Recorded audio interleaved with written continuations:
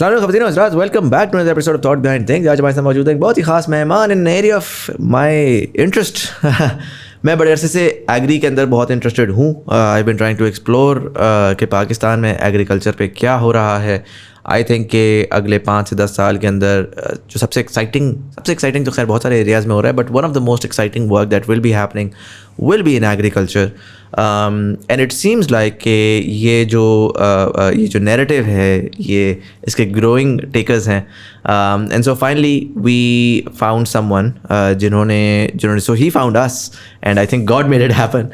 But we have with us today Taimur Malik, who is the co-founder and ideator of Drawdown Farm, जो कि आजकल पाकिस्तान आए में is based out of the US. तो एक तो उस तरह से we were able to tie out together. But उसी के साथ साथ actually आज की तारीख में he took part in a very interesting seminar on corporate farming, and he got a lot of insight on what's really going to be happening potentially, what's the thought process top down in terms of farming आने वाले वक्त के अंदर। उनकी बहुत in depth research है climate change के ऊपर, फार्मिंग के ऊपर, ऑर्गेनिक फार्मिंग के ऊपर। अगेन हम हिस्टोरिकली इस पूरी इंडस्ट्री को और इस एरिया को इग्नोर करते आए हैं। मेरे हिसाब से वो कहते हैं ना पाकिस्तान की शहरग, तो फार्मिंग पाकिस्तान की शहरग है। जितना भी हमें वो बुरी लगे कि पीटीवी वाले इस तरह की बातें करते हैं, but really I mean food is all we do in Pakistan. हमारा लिटरली हमारा सोशल इवेंट सारा फूड है हमारा। Literally we live to eat, but it's also fairly unfortunate कि जो हम खा रहे हैं उसके बारे में हमें ₹1.5 का कुछ नहीं पता। And in a lot of ways, recently, we did the cheese episode as well, which was absolutely mind-numbing. 75% of the cheese that you consume is actually vegetable oil. And so, हम कहते हैं कि देसी खाना, देसी देश, देसी that. A lot of the desi stuff that we're actually now consuming modern day में, it's not that good. And a very big reason for that has been कि the economics of farming is broken, the supply chain is broken.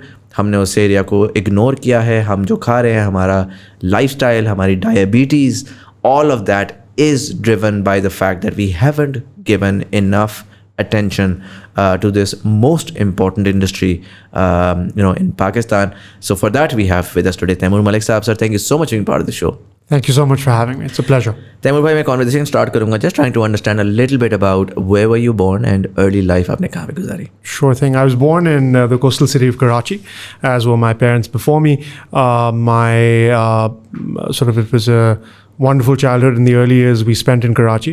My father was a militaryman, as was his father before him, as was his father before him. My grandfather, yani my dada, was a navyman and was the first military officer in Pakistan to get a medal from the Qaid after the founding of the new country. Or on my mother's side, my grandfather was a banker with the National Bank of Pakistan. Before partition, he was with the State Bank of India. He went to Aligarh, had a couple of masters there in law and economics. But then he moved to Pakistan. My mother's side also immigrated. They left everything behind, and they also, interesting enough, didn't really claim any evacuee properties. So we were brought up in this milieu of sacrifice, the common good, the greater good.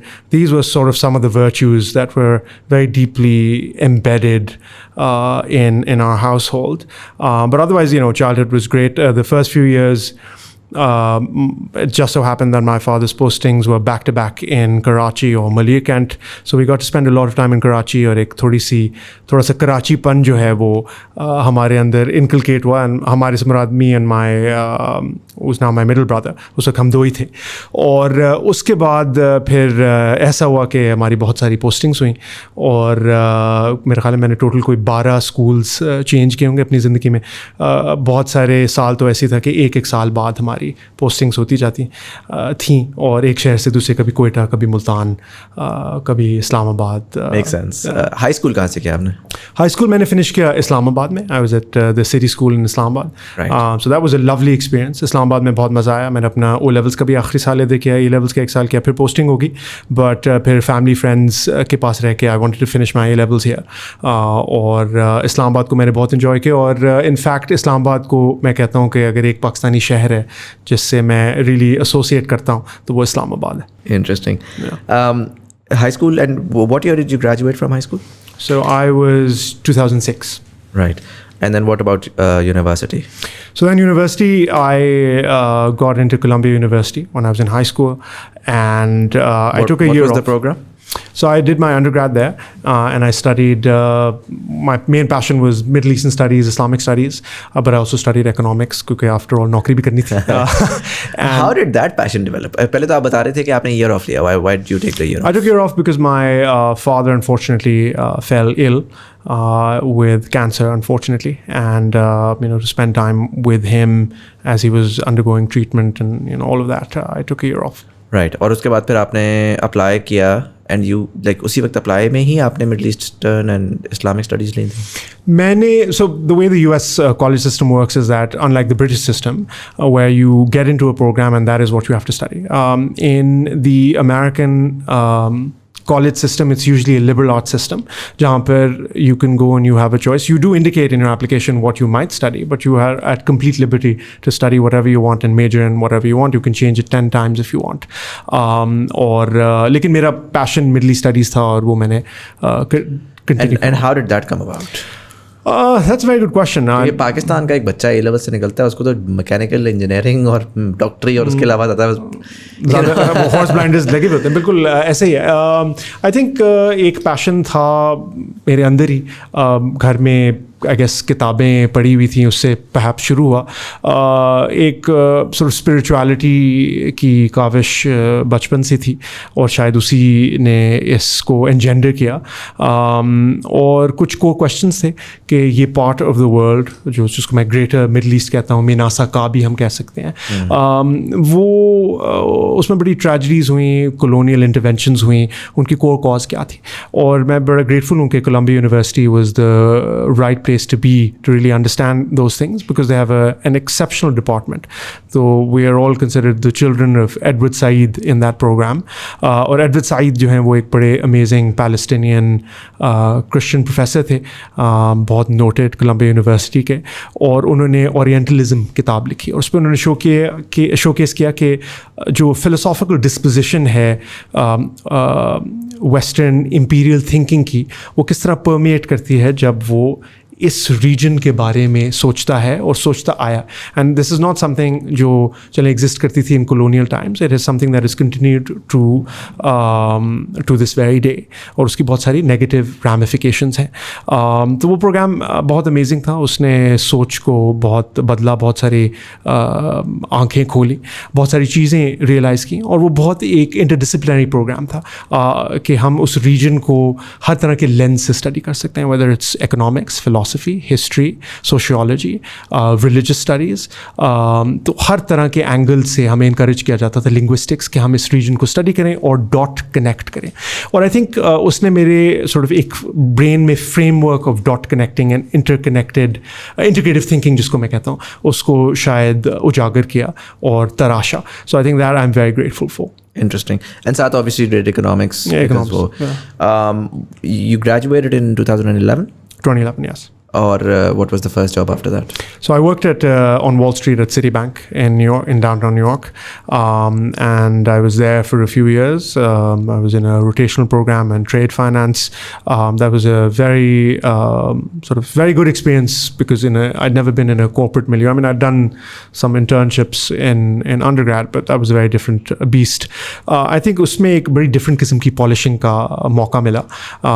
Being in this fabled global institution, उसके अपने बहुत सारे benefits होते हैं. Going through their trainings when we first joined, that was quite a treat. पहली दफ़ा ज़िंदगी में you were being paid to actually learn something, which was quite lovely. तो वो बहुत enjoy किया. और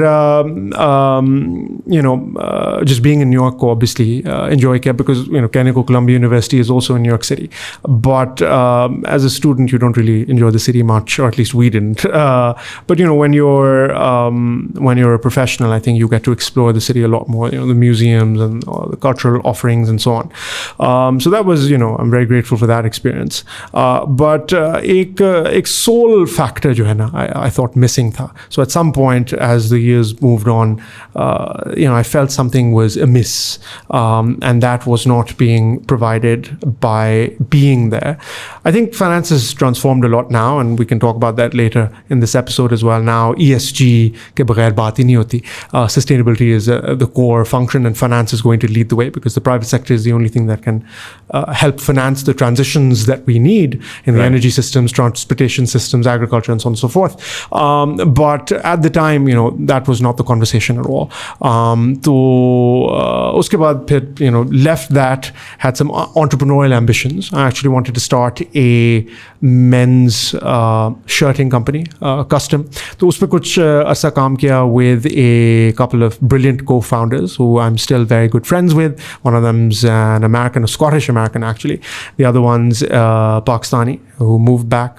We were mates in New York, and was doing that, and at the same time got an opportunity to be the interim CEO of a textile spinning mill in Raiwand in Lahore.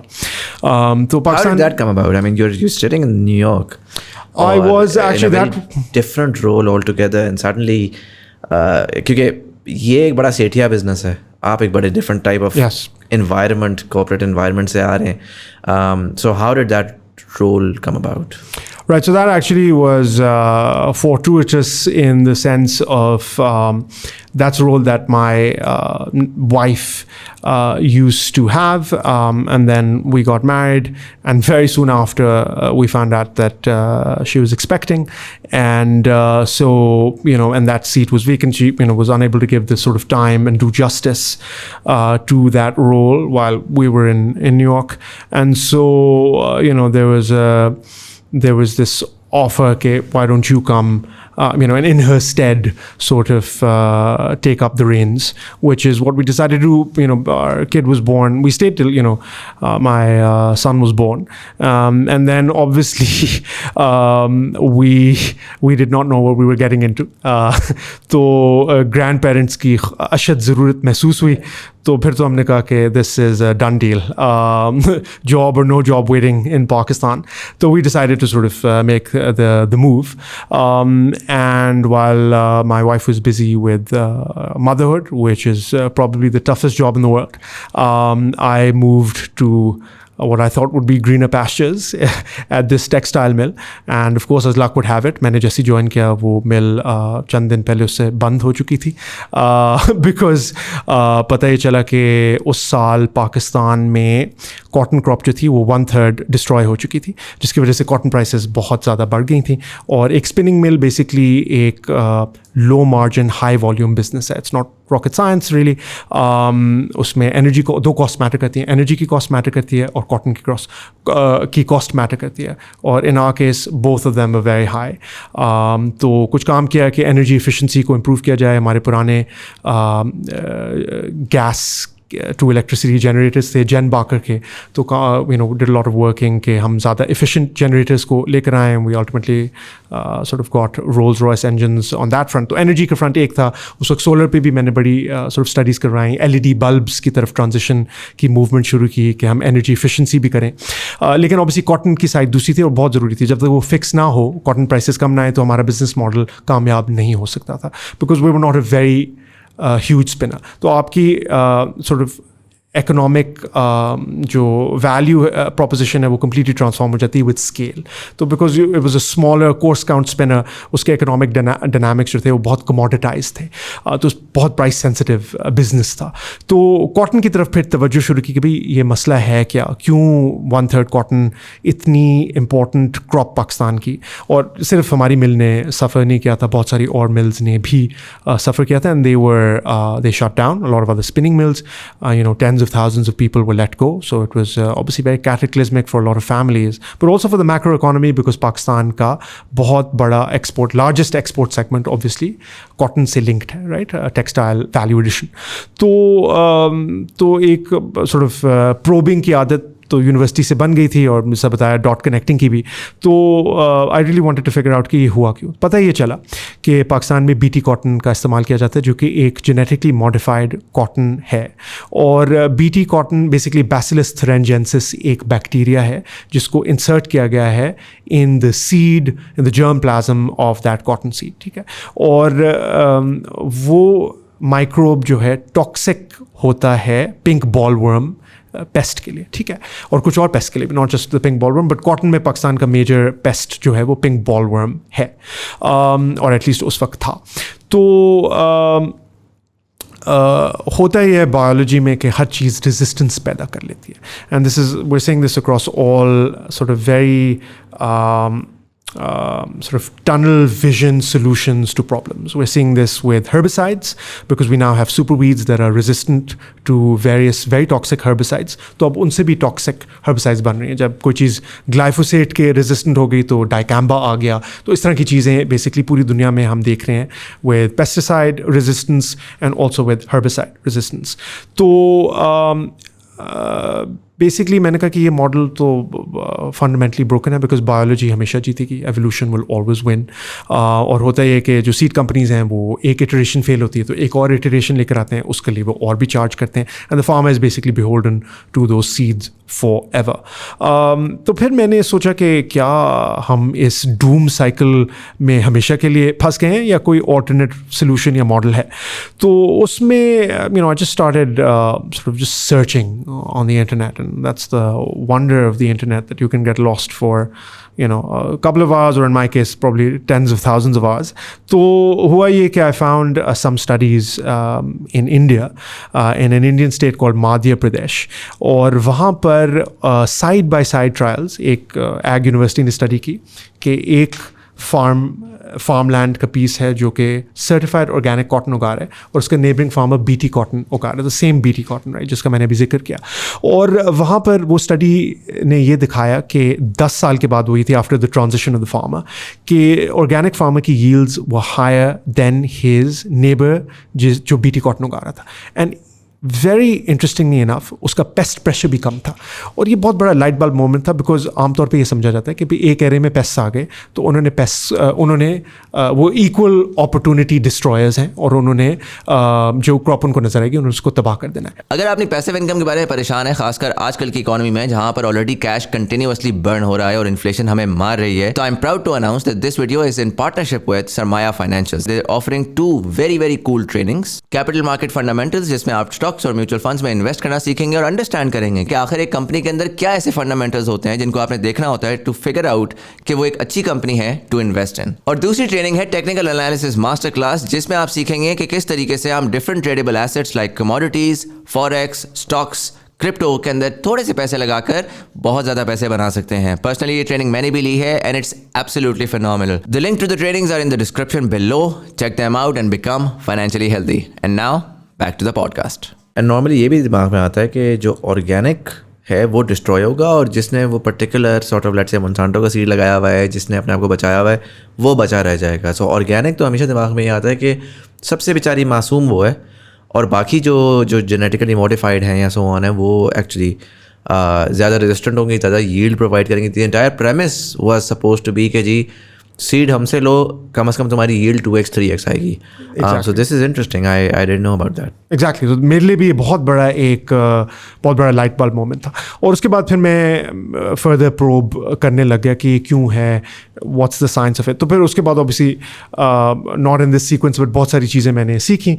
ये सीखा कि soil health बहुत ज़रूरी है because वो nutrients को provide करती है इन अ बायो अवेलेबल फॉर्म, जिससे प्लांट्स की रेजिस्टेंस बढ़ती है टू डिजीजेज एंड पेस्ट्स। और ये चीज़ लोगों के लिए समझना कोविड से पहले ख़ास तौर पे मुझे बड़ा मुश्किल होता था ये समझाना, but Covid made it much easier कि वही वायरस या वही उस वायरस का वेरिएंट, राइट, कुछ लोगों को हॉस्पिटल में लैंड कर रहा है, खुदा न खास्ता some people are passing away, और कुछ लोगों को कुछ भी नहीं हो रहा, कुछ लोगों को एक माइल्ड फ्लू सिम्टम हो रहा है। तो क्या वजह है कि ये हो रहा है? And it all has to do with the internal immunity. Plants भी बिल्कुल इसी तरह है, they are biological creatures as well, और इम्यूनिटी ड्राइविंग हीलिंग फोर्स है और उसमें माइक्रोबायोलॉजी का जनरली बहुत बड़ा रोल है.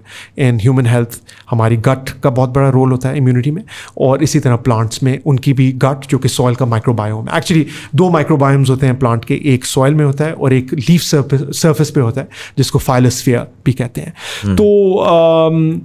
तो ये इन चीज़ों के बारे में पता चला, डिस्कवर किया. एक फ्रेंच साइंटिस्ट ने 1980s में पोस्टुलेट किया था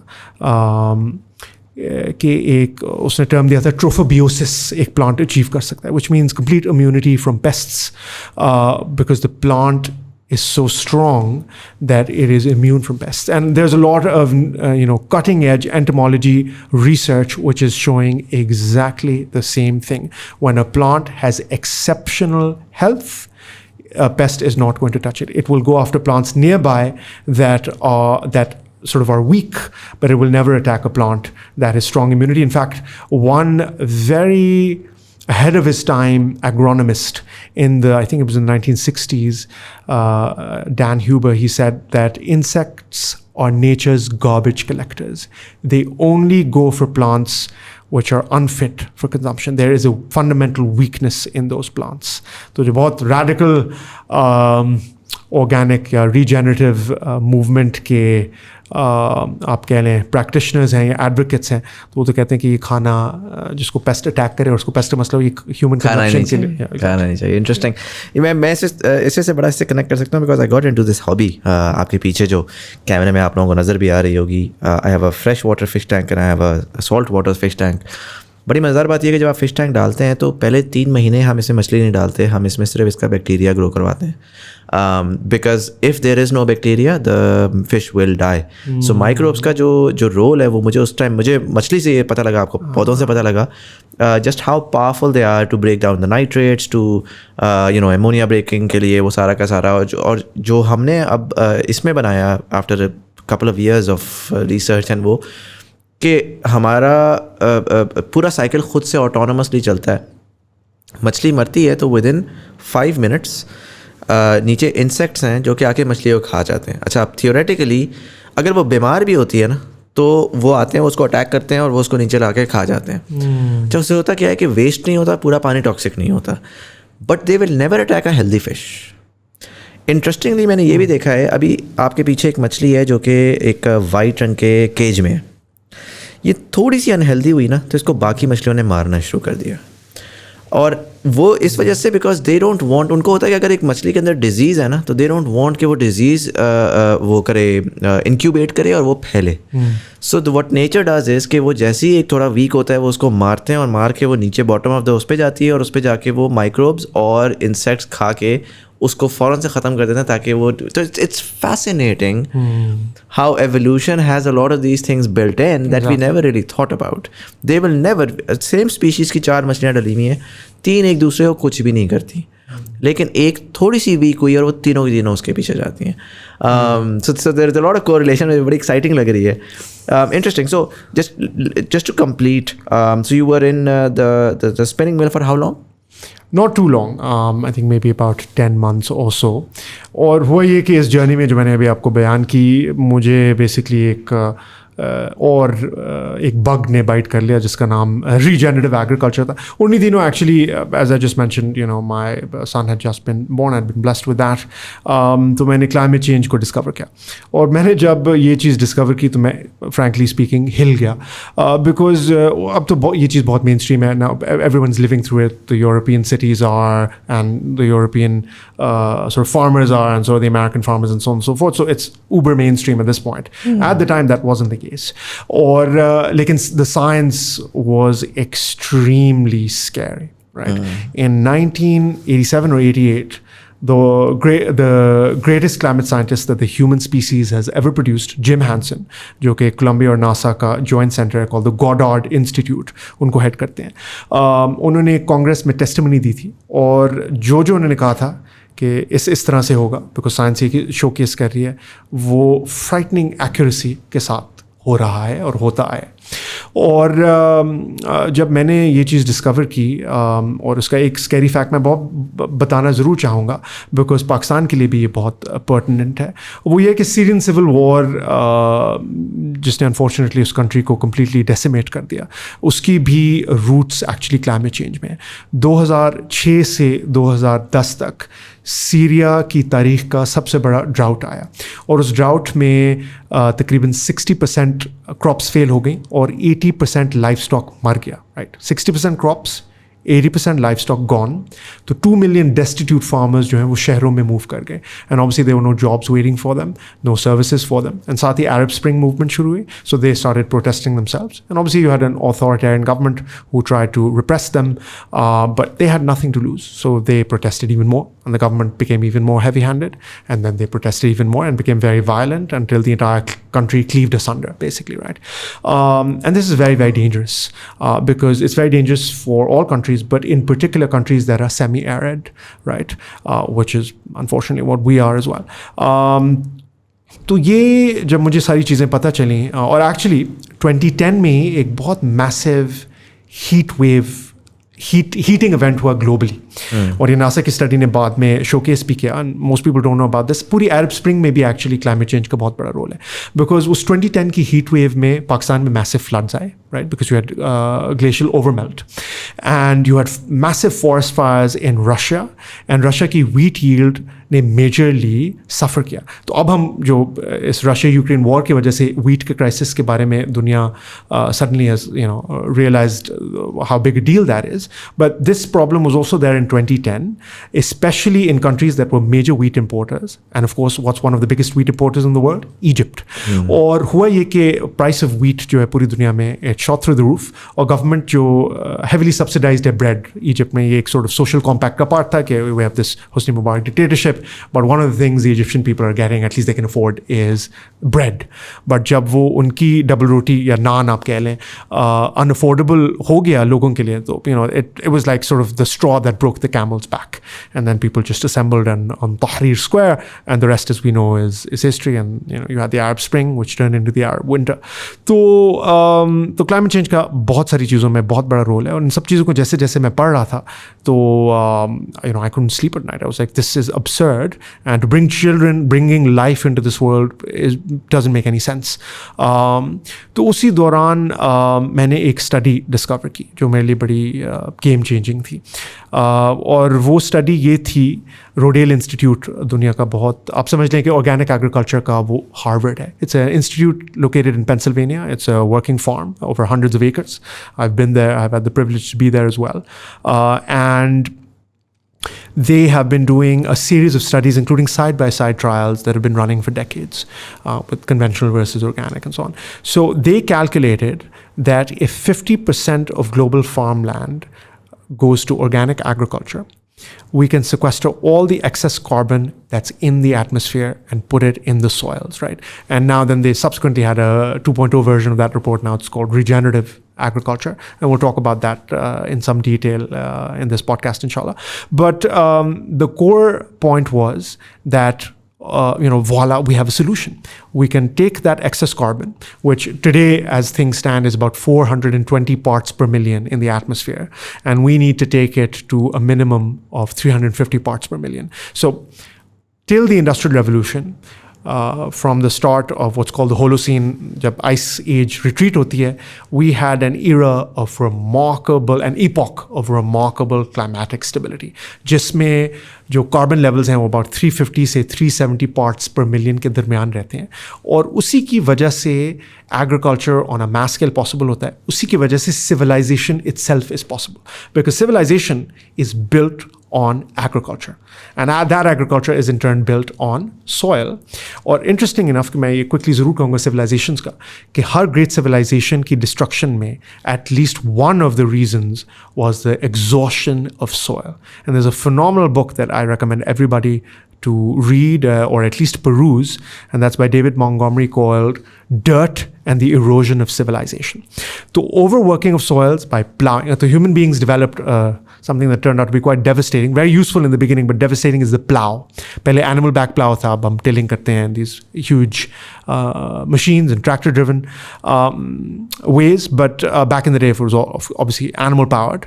But plowing again and again and again, year after year after year, starts to destroy and erode soil. So you had these fertile riverbeds, the Fertile Crescent. You had the same in Greece and Rome. All of the great civilizations, as David Montgomery recounts, were destroyed when they destroyed their soil, and their food production started to drop. And at that point, their populations had become so large that you really had a massive crisis. And then ultimately, those civilizations and states started to collapse. Interesting. जो आपका you mentioned कि आपका interest हुआ towards organic farming. Was that when you started Drawdown Farm as well? So what happened was that once I was bitten by the bug, this is what I wanted my life's sort of mission to be, at least at that point. मैंने कहा ये मैंने करना है. तो वो जुनून basically उस वक्त तक तारी हो चुका था, and what I did was I made sort of these presentations. I learned all of these facts that I'd learned. I sort of wanted to convey them and the urgency of the situation. उसी दौरान कुछ और चीज़ों को भी सीखा. एक ये था कि दुनिया में सिर्फ climate change का ही गंभीर क्राइसिस नहीं है, एक और अर्थ शैटरिंग क्राइसिस है जिसको 6th mass extinction भी कहा जाता है, एक massive biodiversity crisis. बेसिकली दुनिया की तारीख में it is thought 5 great extinction events हुए हैं, जिनमें से सबसे फेमस है जिसमें डायनासोर्स मर गए थे. हर mass extinction में a vast majority of life gets eliminated from the planet, and then things start anew. All of the other extinction events happened naturally. Usually some sort of external intervention, like a meteor can hit and sort of can cause climatic reverberations, which change the climate, and that's what causes things to die off, and then life begins anew. जो last mass extinction थी वो dinosaurs की थी, और उससे पहले reptiles इस दुनिया पे राज करते थे. उसके बाद mammals का rise, और उसमें fungi का बहुत बड़ा रोल था, because fungi suddenly could thrive a lot more, and reptiles are particularly bad as cold-blooded creatures at fighting off fungal pathogens, whereas mammals are much better at it. और उससे mammals का basically root शुरू होता है, humans आते हैं into the picture ultimately. तो वो सीखा कि basically दुनिया में mass scale destruction हो रही है. मैं उसकी एक statistic देता हूँ. Statistic ये show करता है कि this study came out in I think 2018, that over the past 25 years, till I think 2018, the insect population in Europe had declined by a whopping 75%. It's called Insect Armageddon. That's the sort of pithy title that the media gave it. And this is extremely disturbing and shocking. And Europe, so verdant, there's so many biodiversity hotspots seemingly. Their pesticide regulations are some of the toughest in the world, like much superior to the United States, for example. तो अगर Europe में ये हाल है, तो आप developing countries का सोचें, जहाँ पर regulations और especially अगर regulations हो भी on the books, तो उनको follow up नहीं होता. But what was the thought behind it? Like what did hypothesis क्या था? So hypothesis ये है scientists का कि pesticides are playing a massive role in this, right, because pesticides are equal opportunity destroyers. Right. It's sort of like broad range antibiotics जिस तरह. Exactly. It's sort of like, मैं इसकी analogy देता हूँ कि God forbid कोई दहशतगर्द एक cinema या एक मॉल पे टेक ओवर कर लेते हैं और लोगों को यरकमाल बना लेते हैं, राइट. तो हॉस्टेज क्राइसिस, और गवर्नमेंट डिसाइड करती है कि हम एक न्यूक्लियर वेपन उस पर गिरा देंगे. इसकी बिल्कुल भी सेंस नहीं बनती है. But that is literally the paradigm of agriculture that we have been in since the green revolution. तो ये बड़ा एक डेंजरस पैराडाइम है. तो एक मैसिव कॉज ये है. सेकेंड कॉज ये है कि दुनिया में फॉरेस्ट और दीगर जो बायोडाइवर्सिटी हॉटस्पॉट्स हैं उनको ह्यूमंस इंक्रीजिंगली इंक्रोच भी कर रहे हैं, डिस्ट्रॉय भी कर रहे हैं. और एक्चुअली पेंडेमिक्स की कॉज भी यही है, because as humans encroach deeper into nature, a lot of pathogens there are basically zoonotic diseases get transferred to humans. और COVID की भी it is thought कि actual अभी increasing again एक और report है कि the lab leak theory has been dismissed and really it is thought कि this zoonotic disease has come in because of human interaction in wild zones. Usually bats are really effective pathogen carriers और bats जो हैं वो deep into forests होते हैं, humans interaction नहीं होता. They are able to withstand pathogens that can be very harmful to humans. So they tend to be a major cause. Right. Usually कोई चीज़ उनको खा लेती है जिसको humans या तो touch करते हैं या खाते हैं, कोई interaction हो जाता है, right? तो sixth mass extinction का सीखा, उसके अलावा सीखा कि दुनिया में एक massive nutritional crisis भी है, stunting malnutrition का crisis पाकिस्तान में भी है, but ये पूरी दुनिया में भी है. और एक term use की जाती है the great nutrient collapse. So we are living through the great nutrient collapse. We have created somewhat of an abundance of food, but that food is nutritionally deficient. So obviously एक junk food बहुत बढ़ गया है. So people are getting calories, but those calories are not nutrient dense. But even in foods that we should be eating, the level of nutrition has gone down very significantly. And it has a few different reasons. So there are studies, for example, out of UC Davis, which showcase that you can get an orange in grocery stores that has 0 vitamin C, or an apple in grocery stores that has 95% less iron than just like 5 or 6 decades ago. So this has been a massive transformation. And uski ek core reason ye hai कि soils increasingly dead hoti ja rahi hain. Our over reliance on synthetic fertilizers to the detriment of the ecology, the agroecological system and biodiversity is causing a nutrient collapse. और एक और reason जो great nutrient collapse की है कि जब carbon levels atmosphere में बढ़ते हैं तो plants की बढ़ोतरी actually बढ़ जाती है. What does that mean? The plants are growing faster, right, when you have more carbon in the atmosphere, but they are less nutrient dense. So it's a smorgasbord of reasons, but it's multifactorial. But the principal sort of architects of this are the destruction of soils, and then add to that the increasingly higher levels of carbon dioxide in the atmosphere. Right. So if we let's dive into it then. आपने multiple चीज़ों का वो किया. मैं इस conversation को थोड़ा सा अब लेकर आऊँगा पाकिस्तान की तरफ. Sure. Let's talk about 3 things. First of all, World Bank बार-बार कह रहा है कि Pakistan is going to be a water scarce nation by 2025. बहुत करीब लगता है अब तो 2013 भी आधा गुजर चुका हुआ है.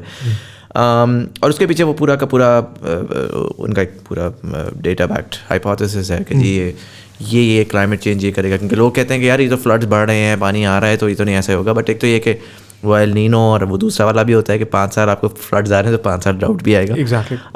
बट मोर इम्पॉर्टेंटली हमारी पॉपुलेशन बहुत ज़्यादा ग्रो कर रही है. The amount of water available, like we take water as a free resource. We consider water as a free resource. We've never really commodified, और हम बड़ा तपते भी हैं इसके ऊपर कि नेस्ले वाले आके क्यों पानी को चार्ज कर रहे हैं, कैसी चीज़ को जो कि अल्लाह ताला ने फ्री में दी है. But वो in a way it's finite. And the way that I truly began to understand the cost of water was when I studied the Middle East. And I realized कि वहाँ पर पानी बनता है, वहाँ पर पानी आता नहीं है. और मैं जब ये वर्ल्ड बैंक की वो देख रहा था स्टडी, तो उसके बाद मैंने I try to figure out कि यार अच्छा तो क्या are we again like you said are we condemned to this वो कि यार पानी तो ख़त्म हो जाएगा तो हम सारे के सारे प्यासे मर जाएंगे. क्या इसमें क्या है? तो मुझे उससे पता लगा कि यार अच्छा नहीं, दुनिया में ऐसी जगह हैं जहाँ पर पानी बनाया जाता है, और वो पानी जो बनता है वो उसकी एक सर्टन कॉस्ट है, उसकी कॉस्ट के अंदर इनपुट है एनर्जी की. And it's a matter of can we, in its eventuality, bring the cost of energy down to a level where energy input of water creation इतनी कॉस्ट करे जितना मुझे नॉर्मल पड़ता है, राइट. सो वो पाकिस्तान के लिए इक्वेट होगी, तो then we will have effectively solved that problem. But उसमें it seems like at least 15 to 20 years का एक वो है. So we're not forever condemned, but for 15-20 years, unless we radically improve the efficiency. अच्छा, एक और बड़ी मज़ेदार बात ये है कि पाकिस्तान में फिर जब मैंने ये देखा, मैंने कहा यार अच्छा पानी तो बन नहीं सकता, हम तो अफोर्ड ही नहीं करते, हम तो गरीब लोग हैं. तो पानी इस्तेमाल किधर हो रहा है? और मैं कहा यार हमारे तो टैप्स भी रेगुलेटेड नहीं है, पानी भी इन्फिनिट अमाउंट में फ़्लो कर रहा है, बाहर तो टैप्स भी एक सर्टन वो निकालते हैं. Exactly. फिर जब मैंने ब्रेक डाउन देखा तो पता लगा कि यार 7% हाउस होल्ड ले रहा है, 12% कोई तकरीबन जो है वो इंडस्ट्री ले रहा है, जो एक मुझे स्टडी मिली, और 11% जो है वो एक्चुअली जा रहा है एग्रीकल्चर में। एग्रीकल्चर का मैंने पाकिस्तानी पानी देखा कि पाकिस्तान में कितना है, तो पता लगा कि जी दुनिया की जो डेवलप्ड इकोनॉमीज़ हैं वो पाकिस्तान से कंपेरेबली 5 to 10% पानी के अंदर सेम यील्ड प्रोड्यूस कर रही हैं। दैट मीन्स कि if I am for example what ever I am producing right now that I can produce at let's say inefficient भी होना 30%। सो जो 50% मेरा चेंज आया है, that means every Pakistani today can have 5 times more water, right? 5 times से भी ज़्यादा बनता है actually. So it's really about looking at the problem and I understood कि अच्छा यार प्रॉब्लम पानी का नहीं है, पानी की स्टोरेज का नहीं है, पानी की और किसी चीज़ का नहीं, सबसे पहला प्रॉब्लम ये है कि भाई ये एग्रीकल्चर वाले पानी के साथ कर क्या रहे हैं। बिल्कुल राइट, बिल्कुल सही। तो पानी का वहाँ पर वो था। दूसरा fertilizer, this I dawned upon me when I spoke to Farm Dad, they came to the podcast. Follow up इनका हुआ अब्दुल रज़ाक दाऊद साहब, the family that built that bought out Engro but actually built Fatma Fertilizer, if I'm not wrong. Yes. And you know, he spoke about how his son is now getting into, I'm not sure the exact word for it, but it's micro fertilizer, या वो उनका concept basically ये है कि बजाय इसके कि आप जेनेरिक फर्टिलाइज़र फेंकते जाएं, आप सॉइल टेस्टिंग करके इंडिविजुअल स्पेसिफिक फर्टिलाइजर्स ऐड करें, जो कि अगेन जो मेरा बाहर वाला फिश टैंक है उसमें जो हम फर्टिलाइज़र डालते हैं क्योंकि उन पौधों को उसमें सारे लाइव प्लांट्स लगे हुए, तो उसमें फॉस्फेट्स अलग आते हैं, उसमें मैग्नीशियम अलग आता है, उसमें वो पाकिस्तान में हम यूरिया फेंकते हैं और हम कहते हैं बस जी अल्लाह तवक्कल कुछ हो जाएगा इसका सिस्टम। बिल्कुल। तो ऑप्टिमाइजेशन वहाँ से तो मुझे समझ आएगा अच्छा यार फर्टिलाइज़र का वो, और मुझे फिर उसमें ये भी पता लगा through a lot of, and I want your insight on this कि जी A, we are over fertilizing, B, the fertilizer is killing our land to the extent कि एक टाइम आएगा जिसमें कुछ सालों के लिए वो like uncultivatable हो जाएगा वो land, like we're killing that land. हमारे यहाँ बहुत ज़्यादा ये बात की जाती है कि हमारा फर्टाइल सॉइल जो है वो हाउसिंग सोसाइटीज़ में कन्वर्ट हो रहा है, बट मुझे ज़्यादा बड़ा जो प्रॉब्लम लग रहा है वो ये हाउसिंग सोसाइटीज़ जो कर रही हैं वो भी अगर आप देखें ना तो एक्चुअली बड़ा थोड़ा है स्प्रेड, टाइनी स्लिवर है जी, बिल्कुल बहुत थोड़ा स्प्रेड है। जो रियल इम्पैक्ट आ रहा है वो आपका ये फर्टिलाइज़र लैंड तबाह कर रहा है।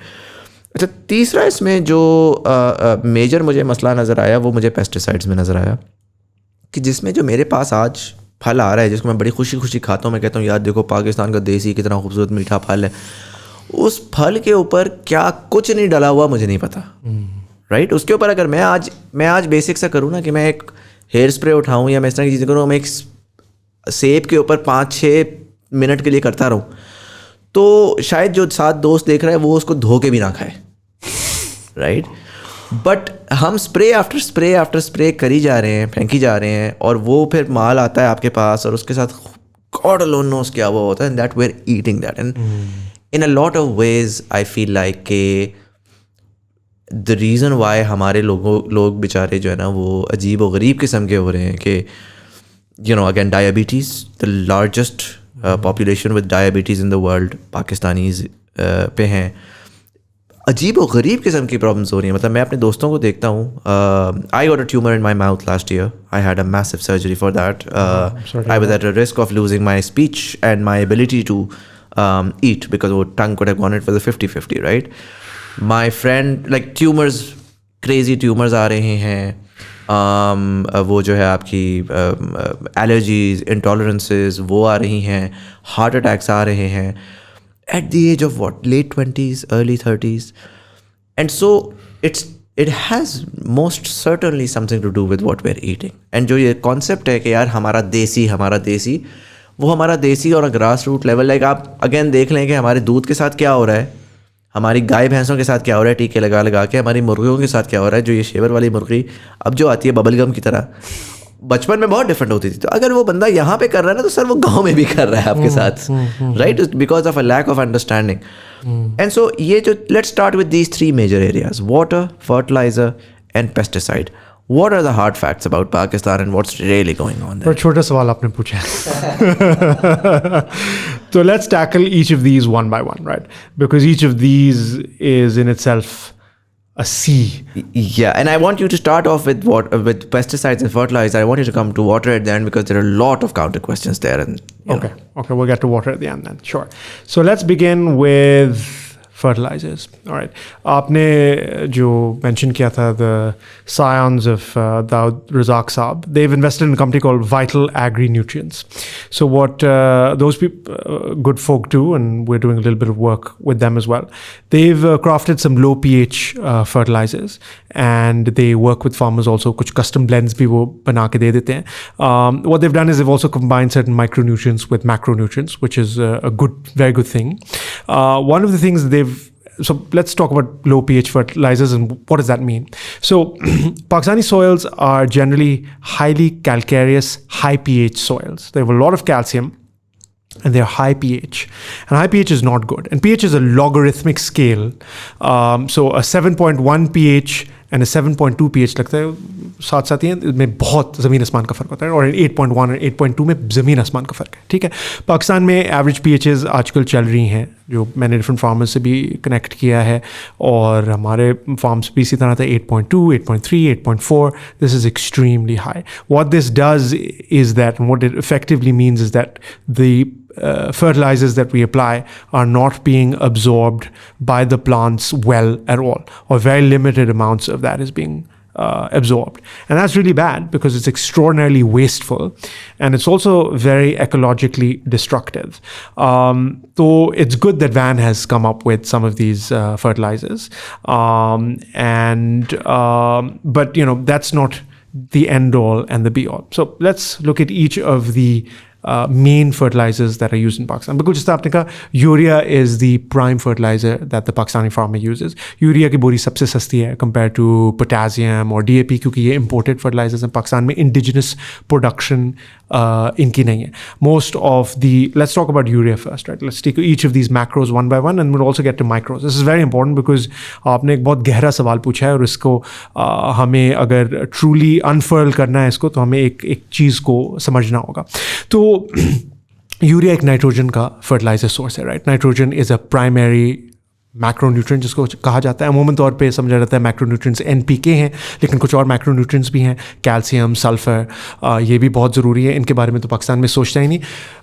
नाइट्रोजन पे ही फार्मर्स का फोकस है. यूरिया की बोरी सबसे सस्ती है, सब्सिडाइज उसकी गैस है पाकिस्तान में, और पाकिस्तान में यूरिया वैसे भी इंटरनेशनली कंपेयर करें तो सस्ता है. There was a time couple of years ago, Pakistani urea was 3 times cheaper than the international urea price. Today it's about 60% cheaper. तो पाकिस्तानी फार्मर जो बड़ा रोता है यूरिया के प्राइस पे, एक्चुअली उसको बहुत सस्ती यूरिया मिल रही है. लेकिन इस सस्ती यूरिया के बहुत सारे मसाइल और डेलिटेरियस कॉन्सिक्वेंसेस भी हैं. यूरिया जब हम सॉइल में डालते हैं, ये हाई सॉल्ट फर्टिलाइजर्स हैं, तो ये ओवर टाइम ज़मीन की तबाही करते हैं, बिकॉज ये माइक्रोब्स को मारते हैं, ज़मीन को ज़्यादा सॉल्टी बनाते हैं. ये क्लाइमेटिकली बहुत डेंजरस हैं, बिकॉज इनकी मैन्युफैक्चरिंग में नेचुरल गैस का इस्तेमाल बहुत एनर्जी इंटेंसिव प्रोसेस है. इस प्रोसेस को हेबर-बॉश प्रोसेस कहा जाता है. ये 2 जर्मन साइंटिस्ट्स ने, एक्चुअली एक एंटरप्रेन्योर इंडस्ट्रियलिस्ट और एक साइंटिस्ट ने इन्वेंट किया था. One of them won the Nobel prize in chemistry for this. And it actually transformed agriculture because it made agriculture into its current very chemistry sort of focused paradigm, right? और ये बहुत energy intensive process है. ठीक है, gas Pakistan में बहुत कम है. Subsidise gas हम देते हैं यूरिया मैन्युफैक्चरर्स को, और गैस की एक्सट्रैक्शन बहुत ज़्यादा मेथेन प्रोड्यूस करती है अमूमन तौर पे, और मेथेन जो है वो about something like 91 times more potent है देन कार्बन डाइऑक्साइड. तो मेथेन एक बहुत डेंजरस ग्रीन हाउस गैस है. एक तो ये मसला है उसका. दूसरा मसला उसका ये है कि जब हम यूरिया को अप्लाई करते हैं तो हमारी सॉइल्स में एनीवेयर फ्रॉम 50 to 70% वो यूरिया ज़ाया होती है. ठीक है, वो या तो वॉलेटाइज हो जाती है as a very potent green house gas called nitrous oxide, which is maybe about 298 times more potent than carbon dioxide, और या वो लीच डाउन होके हमारे अंडरग्राउंड एक्वाफर्स को पोल्यूट कर रही है, और हमारा पानी हाई नाइट्रेट हो रहा है, which is not fit for human और एनिमल कंजम्पशन. तो ये भी एक बहुत बड़ा मसला है हमारे रूरल एरियाज़ में कि हमारा अंडरग्राउंड वाटर जो है वो अनफिट फॉर ह्यूमन कंजम्पशन है. तो ये एक यूरिया का मसला है. उसके अलावा जो शेयर इकोनॉमिक वेस्ट है वो तो प्रोफाउंड और मैसिव है ही है. अब इंटरेस्टिंग बात यह है कि यूरिया को रिड्यूस कैसे किया जा सकता है. इसमें हमारे पास इनक्रेडिबल अमाउंट्स ऑफ अब साइंटिफिक डाटा और इन्फॉर्मेशन. अगर हमारी सॉइल्स में ऑर्गेनिक मैटर की तादाद अच्छी होगी और एक soil living soil food web exist करता है. अब सॉइल फूड वेब क्या चीज़ है ये भी समझना बड़ा ज़रूरी है. एक living soil, so there's a great sort of pithy statement, without roots in biology it's just geology. ठीक है. Soil is made up of particles, of rock particles, which can be very fine like sand, they can be in the form of clay, but it's basically rock particles. And all of this has come through thousands of years from mountains. Her rose mountains जो हैं पूरी दुनिया में बहुत ही minuscule amount में degrade हो रहे हैं और सैंड के फॉर्म पे हवा में वो जाई जा रहे हैं, राइट. तो that's basically where we get this geological base. And इसमें कुछ भी नहीं है life unless there are roots in there, because the roots are the food source and the home of that biology, and that biology is bacteria, fungi, archaea, nematodes, and then micro arthropods, macro arthropods like tiny spiders. Like nematodes are tiny microscopic worms, and then of course earthworms, which are like which is a macro sort of soil food web creature. Or everything feeds off of each other. Everything that eats another thing poops. That entire system creates a living soil food web and cycles nutrients that plants need.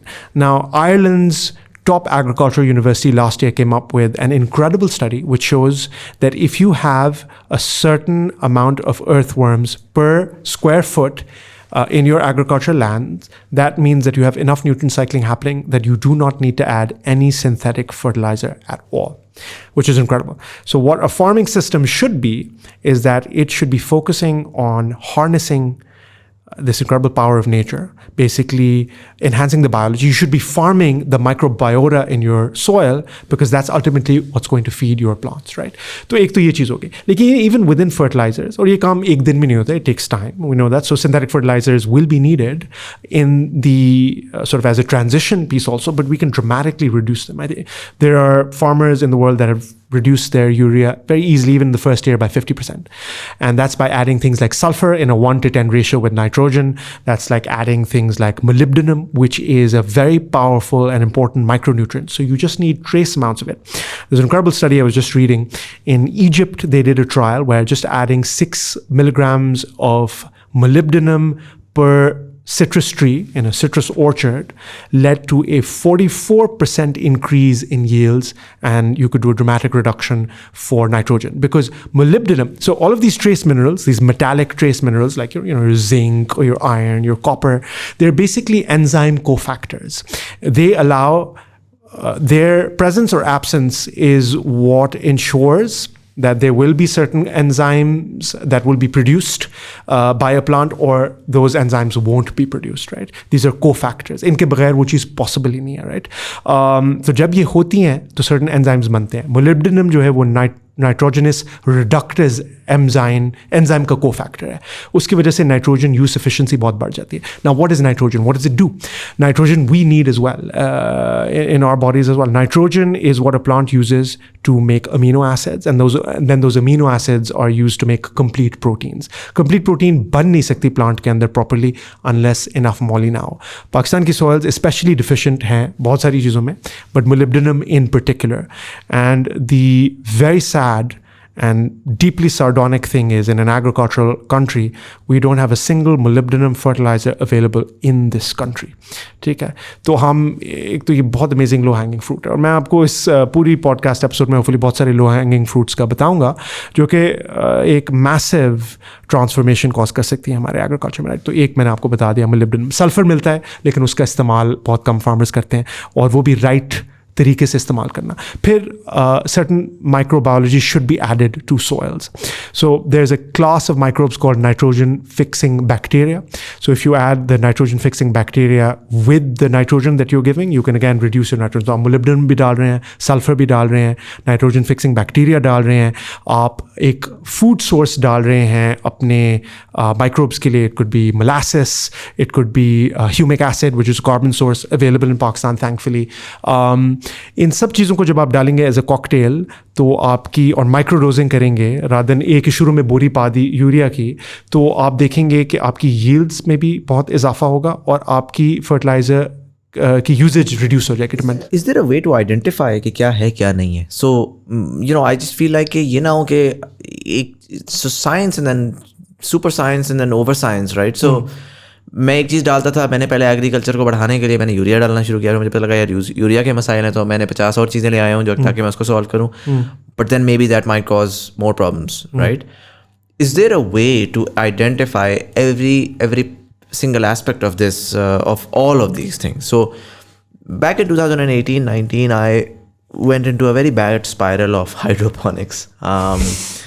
And I, मैंने top to bottom, end to end सारा समझा कि यार किस तरह है, और ख़ासकर मेरा उसमें core interest उस टाइम पे ये था autonomous करने का उसको, कि यार हर चीज़ के सेंसर्स लगे हुए हों और हर चीज़ की इंडिविजुअल आइटम्स अवेलेबल हों और जो रिक्वायरमेंट है उसके हिसाब से वो उसको डोज करके वो हर चीज़ को ऑप्टिमाइज़ करे, चाहे वो फर्ट लेवल पे हो चाहे वो क्लाइमेट लेवल के ऊपर हो। But then what I understood was कि सो उसमें मुझे ये समझ आई कि हाँ देयर आर सर्टन सेंसर्स। वो लॉन्ग स्टोरी शॉर्ट समझ ये आई कि पाकिस्तान तो is so far off from that because just the cost overrun and the product produced it can't be reconciled in our GDP. But I understood कि अच्छा possibility exist करती है, there's a lot of work being done there. आपने जो चीज़ें बताई हैं इसमें soil testing तो चलो एक lab styled soil testing मैं कर सकता हूँ, but is there a more efficient, more real time process of identifying कि यार individually मेरे soil के different patches में क्या क्या सूरत हाल चल रही है, with like let's say in the best case scenario real time monitor happening कि यार अच्छा मैंने हर 50 फुट पे सेंसर लगाया हुआ है और वो मुझे चीज़ें बता रहा है कि यार अच्छा इस वक्त माइक्रोब्स की ये सूरत हाल है, इसकी ये सूरत हाल है, इसकी ये सूरत हाल है। That's a very interesting question. I think इतनी गहराइयों की शायद ज़रूरत ना पड़े, but there is definitely science out there or tools out there that are needed. One incredible tool is and generally is much superior to a soil test and this is pretty cutting edge, is a sap analysis of a plant. तो आप in season plant से जिस तरह हम blood draws करते हैं and that tells us so much about our health, we can do the exact same thing for plants with a sap analysis, and that really tells you कि क्या कौन से minerals absorb हो रहे हैं plant में, कौन से नहीं हो रहे, because it could be that a soil test is saying you have plenty of iron, but that iron can be highly oxidized and really not bioavailable at all, right? And this is the case for many nutrients that soil tests will show but the plant actually doesn't have. तो इस तरह के कुछ tools हैं जो definitely उनकी utility है, लेकिन पाकिस्तान में उनको यूज़ करना बड़ा मुश्किल है। तो I think हमें पाकिस्तान में broad brush strokes के solutions बनाने हैं, पर उनको एक safe तरीके से करना है और उनको बायोलॉजी से इंस्कॉन्स करना है ताकि बायोलॉजी जो है वो बढ़े और फार्मर की खुशहाली भी बढ़े, बिकॉज हम फर्टिलाइजर्स को sort of over time reduce कर सकते हैं. And the same story, मैंने यूरिया की कहानी लंबी बताई, but the same can be done for phosphorus fertilizers, for potassium fertilizers. Potassium तो पाकिस्तान में डाला ही बहुत कम जाता है, and this is very problematic because it's a very important macronutrient. And then again micronutrients maybe Pakistan में बहुत अच्छी ऑप्शंस नहीं हैं, और जो ऑप्शंस हैं भी वो बहुत सारे फार्मर्स मुझे वास्ट मेजॉरिटी डालते ही नहीं है। तो I think this is a big problem. So एक तो इसमें आपने मुझे बताया कि and I want sort of साथ साथ मैं सॉल्यूशंस को वो करना चाह रहा हूँ कि आप ऑलरेडी उस पर चले गए। एक तो आपने बताया कि बजाय इसके कि रैंडम एक ब्रॉड फर्टिलाइजर के बजाय you have to diversify the inputs that you're putting in, and particularly increasing the microbiology of your land or soil. एक तो मुझे इसमें ये बताएं कि where does the organic part comes in this, because a lot of the organic certification, my understanding is they say कि भाई कुछ भी ना डाला हो, right? So जब आप regenerate कर रहे हैं उसके लिए भी आप चीज़ें तो डाल रहे हैं in one way or the other, right? So क्या कुछ भी ना डाला हुआ का मतलब ये है कि अब तो मैं जी क्योंकि मेरा सॉइल तबाह हो गया है तो अब तो मैं कभी ऑर्गेनिक हो ही नहीं सकता, या देयर इज़ अ साइकिल जिसमें मैं इस पॉइंट तक पहुंचूंगा और उसके बाद मैं कहूँगा कि अच्छा मेरा बेस केस आ गया है और इसके ऊपर मैं अब ज़्यादा कुछ ऐड नहीं करूँगा। दूसरा, for land that apparently has been destroyed, is there hope for regeneration of that said land with cost effective techniques? I'm sure there are, but वो अगर बहुत एक्सपेंसिव हैं तो वो ज़ाहिर है कि पाकिस्तान जैसी इकोनॉमी उसको नहीं शायद बर्दाश्त कर सके. So what do you think about those things? So those are great questions. Let's talk about the certification first. So the organic certification is generally a pretty rigid one. There are three principal certifications, but two really big ones. One is the USDA, United States certification, and the other one is the EU one. There's a third Japanese one as well. There's some exports that happen to Japan out of Pakistan, but it's basically these big auditor companies that can do each of those, and it's up to the farmer wo kaun si karana chahte hain, and they exist in Pakistan, such as Control Union, which is a really big Dutch company, and they have offices in Karachi as well. So organic certification काफ़ी ज़्यादा rigid है. There's a big list of do's and don'ts, what you can put in, what you cannot put in. Everything that you put in has to be approved for organic agriculture. In the US, there are a lot of fertilizer products that are certified organic, can be used for agriculture, that certified organic agriculture. There's a body called OMRI, which is the Organic Materials Research Institute. Very high scientific excellence in that organization, and they determine if a product is fit for, if it's naturally derived, if it's fit for organic agriculture. तो macro और micronutrients organically derived भी हो सकते हैं, right, और उनका इस्तेमाल किया जा सकता है. So it's not necessarily true कि कुछ भी डालने से वो organic out होगी. Basically आपने bottom of the food chain से organic start करना है, and Aahista Aahista you have to make it way to the top. Absolutely. If that's the strategy you are going for, right? If you're like, I have to be certified. Certification की भी requirements and transition time की, which can range from 1 year to 3 years, depending आपने किस किस्म के harsh chemicals पहले use किए हैं. The sort of more toxic, the pesticides or fungicides or herbicides you've used, वो soil test basically भेजते हैं. It goes to the Netherlands, and they determine कि आपको 1 साल बाद मिलेगी organic certification, 2 साल बाद मिलेगी या 3 साल बाद मिलेगी, right? और ये obviously एक बहुत बड़ी cost होती है फार्मर के लिए, क्योंकि उसके पास टूल्स भी चले गए बहुत सारे. और पाकिस्तान में मसला ये है, तो बेसिकली हमारा जो काम शुरू हुआ था, उस पर हम आएंगे, वो एक ऑर्गेनिक ऑब्सेशन से हुआ था कि हम सर्टिफाइड ऑर्गेनिक करेंगे. लेकिन पाकिस्तान में बहुत सारे वो टूल्स एग्जिस्ट ही नहीं करते. They are now certified organic pesticides, they are certified organic herbicides, fungicides. Herbicides less so. That's the holy grail of sort of organic agriculture, to have safe, non-toxic, naturally derived herbicides. Although we are living through a biological revolution where there's certain companies that are tantalizingly close to cracking that nut, and that would be a massive game changer. But we'll get to that later. तो आपका को question ये था कि certification के लिए क्या हमें कुछ भी नहीं डालना. अच्छा, दूसरी बात ये कि फार्मर्स खुद बहुत सारे अमेंडमेंट्स बना सकते हैं जो वेरियस माइक्रोज मैक्रोज डालते हैं, प्लस बायोलॉजी को डाला जाता है. ऑर्गेनिक में जनरली जो भी आप न्यूट्रिएंट डालते हैं वो बायोलॉजिकली इंस्कॉन्स्ड होता है, फॉर्म में होता है, जिस तरह कॉम्पोस्ट होगी या वर्मी कॉम्पोस्ट जो वर्म से बनाई जाती है. These are 2 examples, but there are many others, right? आपका दूसरा क्वेश्चन था कि एक ज़मीन अगर बिल्कुल तबाह हो जाए, right, it's in really bad order, can it be regenerated? And the answer is a resounding yes, and yes, there are cost effective tools.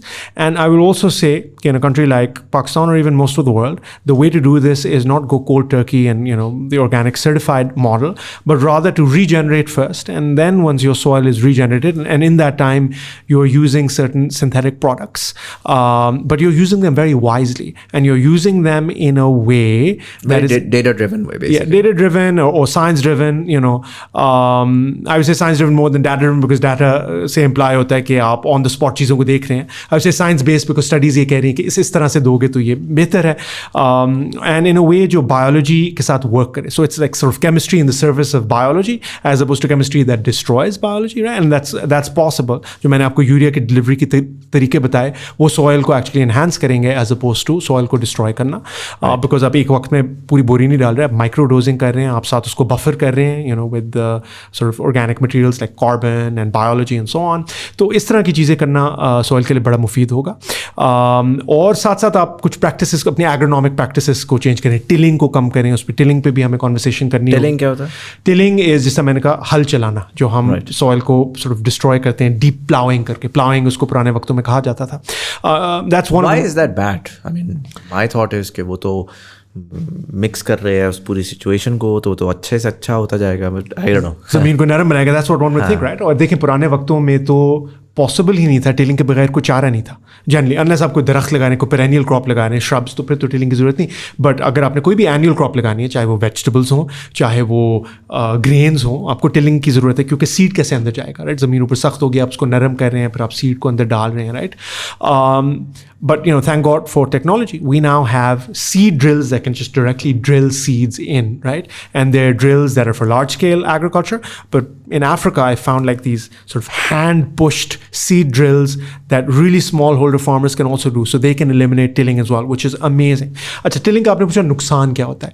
आप इस तरह सोचें कि हम इस कमरे में हैं, इस घर में है, और एक कोई खलाई मखलूक आती है, and they have these very destructive sort of really sharp tools at the end of their flying saucers, और वो इस पूरी स्ट्रीट के या शहर के घरों के ऊपर से चलती है और उनको साथ साथ उनकी छतों को डिस्ट्रॉय करते हुए, और उसमें sort of इंसान भी बहुत सारे मरते हुए जा रहे हैं, और हमारे फूड सोर्सेज, लेट्स से हम we live off the fruit that one type of fruit that grows in a tree outside our house, वो ट्रीज भी कटते जा रहे हैं और हमारी sort of छतें भी जाती जा रही हैं, हम भी मरते जा रहे हैं, तो we basically are being destroyed. That's exactly what we do when we plow or till the soil, because हमने microbes को destroy कर दिया, उनके घरों को destroy कर दिया, उनके food sources को destroy कर दिया, and you're basically so biological destruction होती है उससे primarily कि जी आपकी जो हम देख सकते हैं उसके लिए सबसे simple वो है कि चूंटियों का अगर कोई ant hill बना हुआ है तो वो तबाह होता जाएगा, right? And वही वाली बात है कि आपने पहले ये premise पूरा build किया कि उनकी एक direct requirement है आपकी food की supply chain के अंदर, and so if you keep on destroying them, then you'll constantly have to add those sort of microbes and bacteria and this and that, and और I think insects को तो आप कर भी नहीं सकते, जो कि I think potentially बड़ी useful हो सकता है. Exactly. और एक cropping cycle में you can only add so much, right? Because it takes time for these things to accrue and build. तो अगर आप हर cropping cycle के बाद tilling कर रहे हैं, you're effectively back to square one in some way, shape and form, right? And then the other thing is that also related to sort of tilling is that all of the carbon that you've sequestered, let's say, or put in a soil, that also gets released into the atmosphere. So a very large chunk of the carbon that's in the atmosphere is through biological destruction, either of soils or of forests. So a lot of people think that it's only cars and energy production, but it's actually a very large chunk of it is also through soils and destruction of forests, right? तो ये भी एक बहुत बड़ा role. तो अगर हमने वाकई में एग्रीकल्चर को एक क्लाइमेट चेंज सोल्यूशन बनाना है, which I advocate, तो उसके लिए भी टिलिंग को बहुत सिग्निफिकेंटली मिनिमाइज करना होगा और या तो ख़त्म करना होगा. Interesting. Tell me about pesticides. What's happening there in Pakistan? We do know that pests are a problem. हमारा टिड्डी का प्रॉब्लम हुआ था 2020 में, और बड़ा मैसिव हुआ था. lot of people know about that. So शायद हम वो क्या कहलाता है अमेरिकन सुंडी, और उनसे तो शायद इतना कनेक्ट ना कर पाए अपार्ट फ्रॉम द फैक्ट कि हमने पीटीवी पे बहुत बचपन में देखा था. बट टिड्डी को क्या कहते हैं? Locust, right? So if you've seen Interstellar, there's a lot of conversation. If you've really sort of seen Interstellar, there's a lot of conversation about that as well there. Interstellar actually बड़ी मजे की है because लोगों ने उसमें space देखा. उसमें जो उन्होंने दुनिया के जो यूनिवर्स बिल्ड की हुई थी वो बड़ी मज़ेदार थी कि वो दिखा रहे थे आपको कि जी एग्री कोलैप्स किस तरफ लेकर जाता है. Exactly. And for a lot of people it was just like, oh अच्छा वो तो just a पीछे है, but actually there's a lot of science जिसकी बेसिस के ऊपर उन्होंने वो बिल्ड किया हुआ था. And we could potentially head there, right? So, what's the thought there?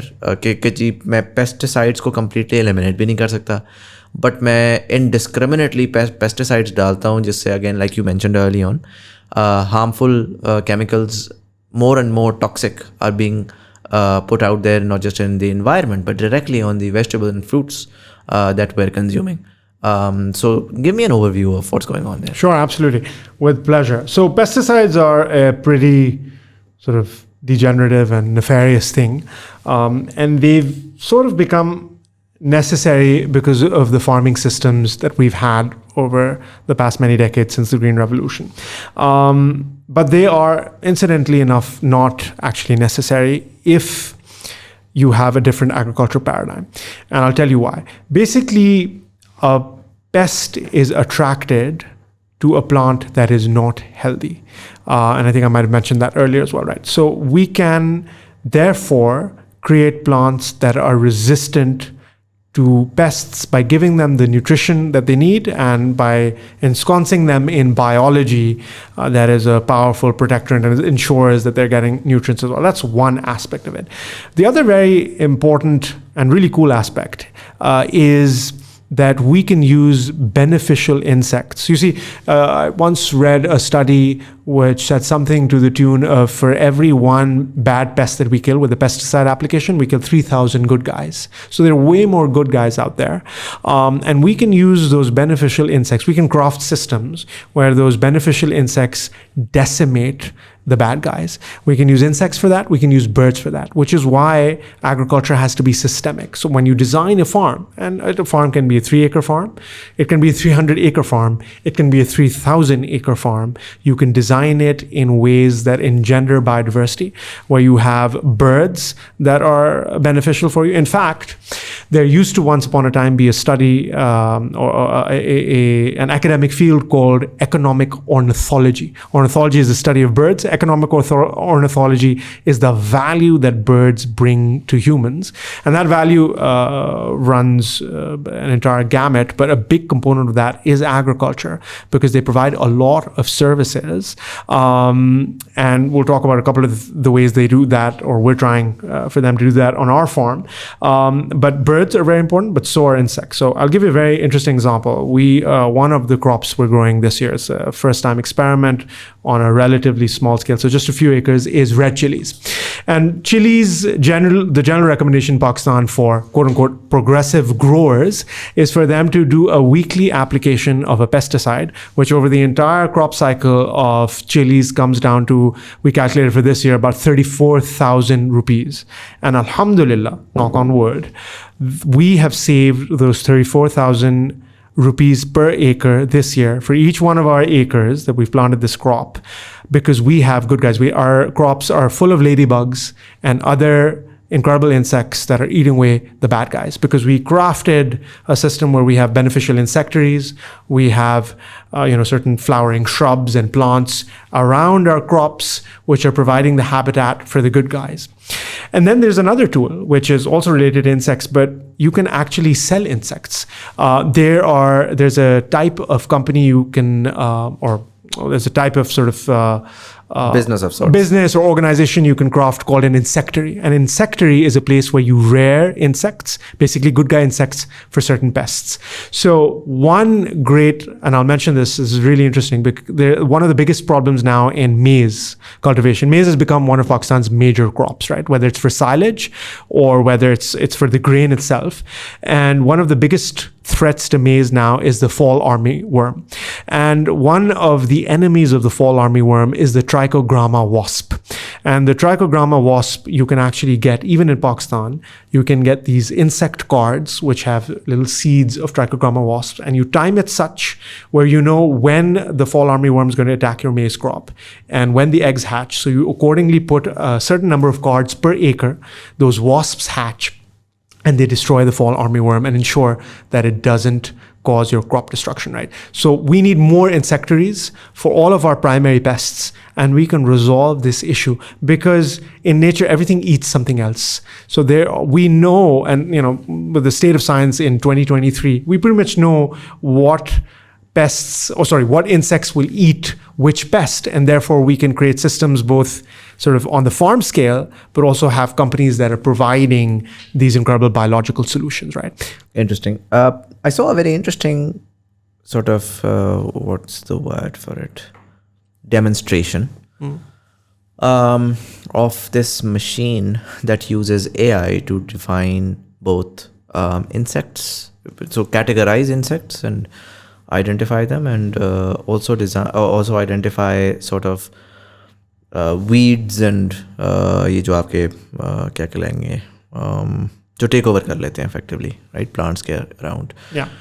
और वो करती क्या है कि वो रियल टाइम पे आइडेंटिफाई कर रही होती है यूजिंग AI, और वो रियल टाइम पे लेज़र इस्तेमाल करती है टू डिस्ट्रॉय, वो छोटी छोटी लेज़र चल रही हैं और वो मशीन चल रही है और वो रन टाइम पे जाना, you seeing the different sparks happening.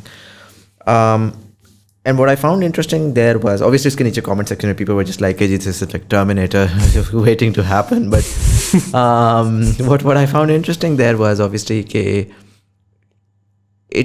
what it's doing is it's optimizing कि जी वो जो आपने कहा कि broad brush, it's not like a broad spectrum antibiotic or like a carpet bombing of the entire thing, but rather what it's doing is कि वो बहुत specific precision के साथ जो नेगेटिव चीज़ है उसको मार रही है और उसका कोई डायरेक्ट वो नहीं है impact on the surrounding, right. So जो मैं अगर कोई हेर्बिसाइड या पेस्टिसाइड मारता हूँ तो उसकी वो जो इंसेक्ट तो मर रहा है बट बचा कुचा सारा का सारा प्लांट में जा रहा है, बचा कुचा बाकी सारे इंसेक्ट्स और हर्ब्स को ही मार रहा है. How would you see that as a potential solution in this? So एक तो अगेन आपका रिजेनरेटिव फार्मिंग है, एक आपका वो है कि यार मेरा एक पूरा फूड वेब है और मैं उस फूड वेब को ऑप्टिमाइज करने में लग जाऊँ, बड़ा मुश्किल काम है इन लॉट ऑफ वेज. और उसका एक लेजी बॉय सोल्यूशन जो है वो ये नज़र आता है कि यार ठीक है चलो वो तो मैं कर रहा हूँ, कर लूँगा, बट उसमें हमेशा कॉन्स्टेंटली अप एंड डाउन रहेगी. कितने कीड़े वो हैं, मेरे कितने कीड़े हैं, मेरी जंग उनके साथ कैसे होगी. ऑन द अदर हैंड मैं अपनी मशीन चलाऊँ और मैं कहूँ कि यार भाई जो कीड़े हैं उनको मारो और आगे जाओ. What's your thought on that? I think I'd say there are a couple of thoughts. एक ये कि वो सिस्टम बड़ा कॉम्प्लिकेटेड लग रहा है, जो शायद मैंने सही उसको बयान नहीं किया, बट एक्चुअली अगर आप हैबिटेट्स अच्छी बना देते हैं, हमने बहुत ज़्यादा थॉट नहीं इस चिली क्रॉप पे डाली थी बिकॉज हम सर्टिफाइड ऑर्गेनिक नहीं है, तो हम ऑब्वियसली वर्स्ट केस में पेस्टिसाइड यूज़ कर लेते हैं, बट थैंकफुली ज़रूरत अल्हम्दुलिल्लाह नहीं पड़ी, विच इज़ अमेजिंग. तो एक तो इतना ज़्यादा सोचने की भी ज़रूरत नहीं है, as long as you create habitat तो काफ़ी अच्छा सीन हो सकता है फॉर मोस्ट क्रॉप्स. एक तो ये मैं कहूँगा. दूसरी बात ये कि I do see role for robots actually, but less so for insects, more for weeds. Weeds are a massive problem. And there are, I think I sort of briefly mentioned, there are companies that are tantalizingly close to, they've basically found extracted natural chemicals from plants. They've naturally derived, and those chemicals in at least some of their early studies are showing remarkable ability to destroy weeds without causing the kind of weed resistance that we see with with these uber synthetic, uber toxic sort of herbicides. But still, I think, that's a few years away. And I think if we can get robots to do this in a cost-effective way, I think it could be really beneficial. It could really help grow yields. And there's nothing wrong in that because you're not really destroying nature. You're just eliminating certain weeds. But आप कुछ soil को नहीं तबाह कर रहे, आप उसके कोई sort of collateral damage नहीं cause कर रहे, right? ये दो चीज़ें मैं और इसमें ऐड करूँगा. एक अभी बड़ी fascinating study Cornell में हो रही है. So Cornell is a massive, it's a very big ag school. It's the only Ivy League that has an ag school. And I just connected with a researcher who's in the sort of early stages of her research. She's a PhD student, and her preliminary results are showing that the more organic carbon is in a soil, the less there is a weed pressure. So that's again connecting to sort of this soil. It turns out that it is quite an incredible panacea to a lot of problems. And then another very interesting thing is that a weed is an indicator crop for the type of soil you have. So weeds, what are weed? A weed is a term that humans have created for something that we are not growing. Oh, it's a weed, right?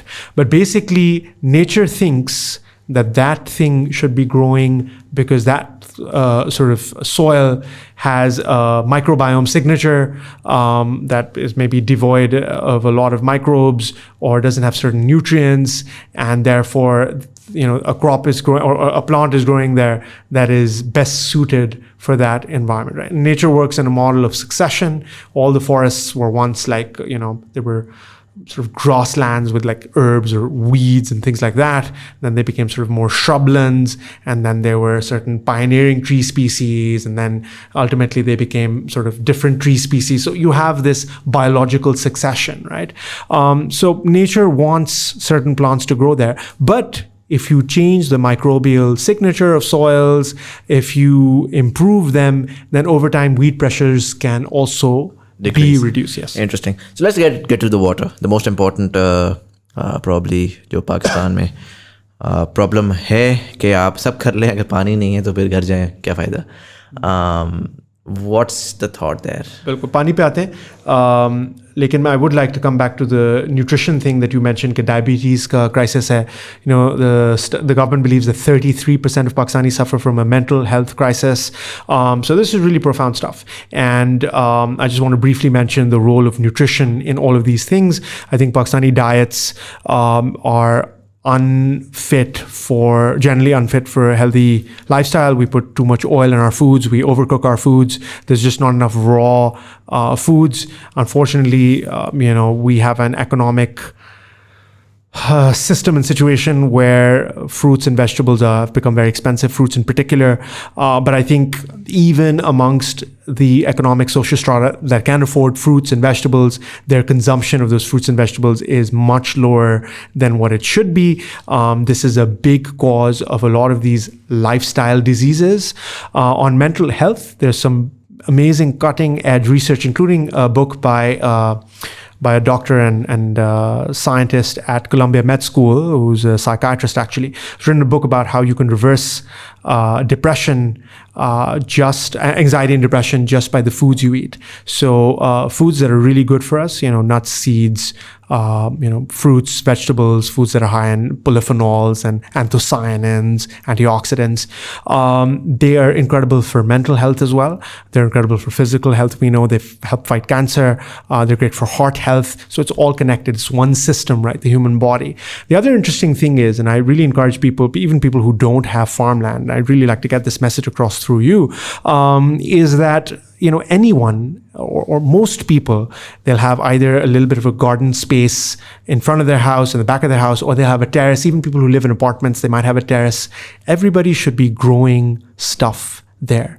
And there are studies that showcase that humans who interact with soil, and we do that when we're gardening, like vegetable gardening, for example, those microbes in the soil can be very beneficial for us, and they actually help lower depression as well. And there are literally studies, really good studies that showcase this, right? Mm-hmm. So there's an enormous power in soil, and you don't have to have ancestral land, or you don't have to be really wealthy to buy agricultural land because it's really expensive in Pakistan. Farmer might be doing really poorly, or 3-acre farmer, but farmland in this country is extremely expensive, right? Yeah. So you don't have to have that. You can be an urbanite, you can even live in an apartment and still sort of get some of those benefits, and that food can be very, very nutritious for you.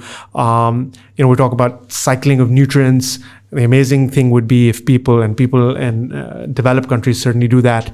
Some people, obviously, they take their kitchen wastes. They might have a small sort of home-scale vermicomposting operation or some other composting operation, and they sort of make compost, put that in their sort of planters where they're growing their carrots or their tomatoes, or et cetera, et cetera. And that's an amazing source of nutrition. It's rich in biology because the compost is a biological degradation process, so it has lots of biology in it. It's great for the food you're growing. It'll be more nutrient dense, and also those microbes are great when you're handling the soil, right? So just wanted to briefly mention that aspect, because I believe that the stunting and nutrition crisis in Pakistan, there's one thing you can do is fortify the wheat, which happens after you harvest.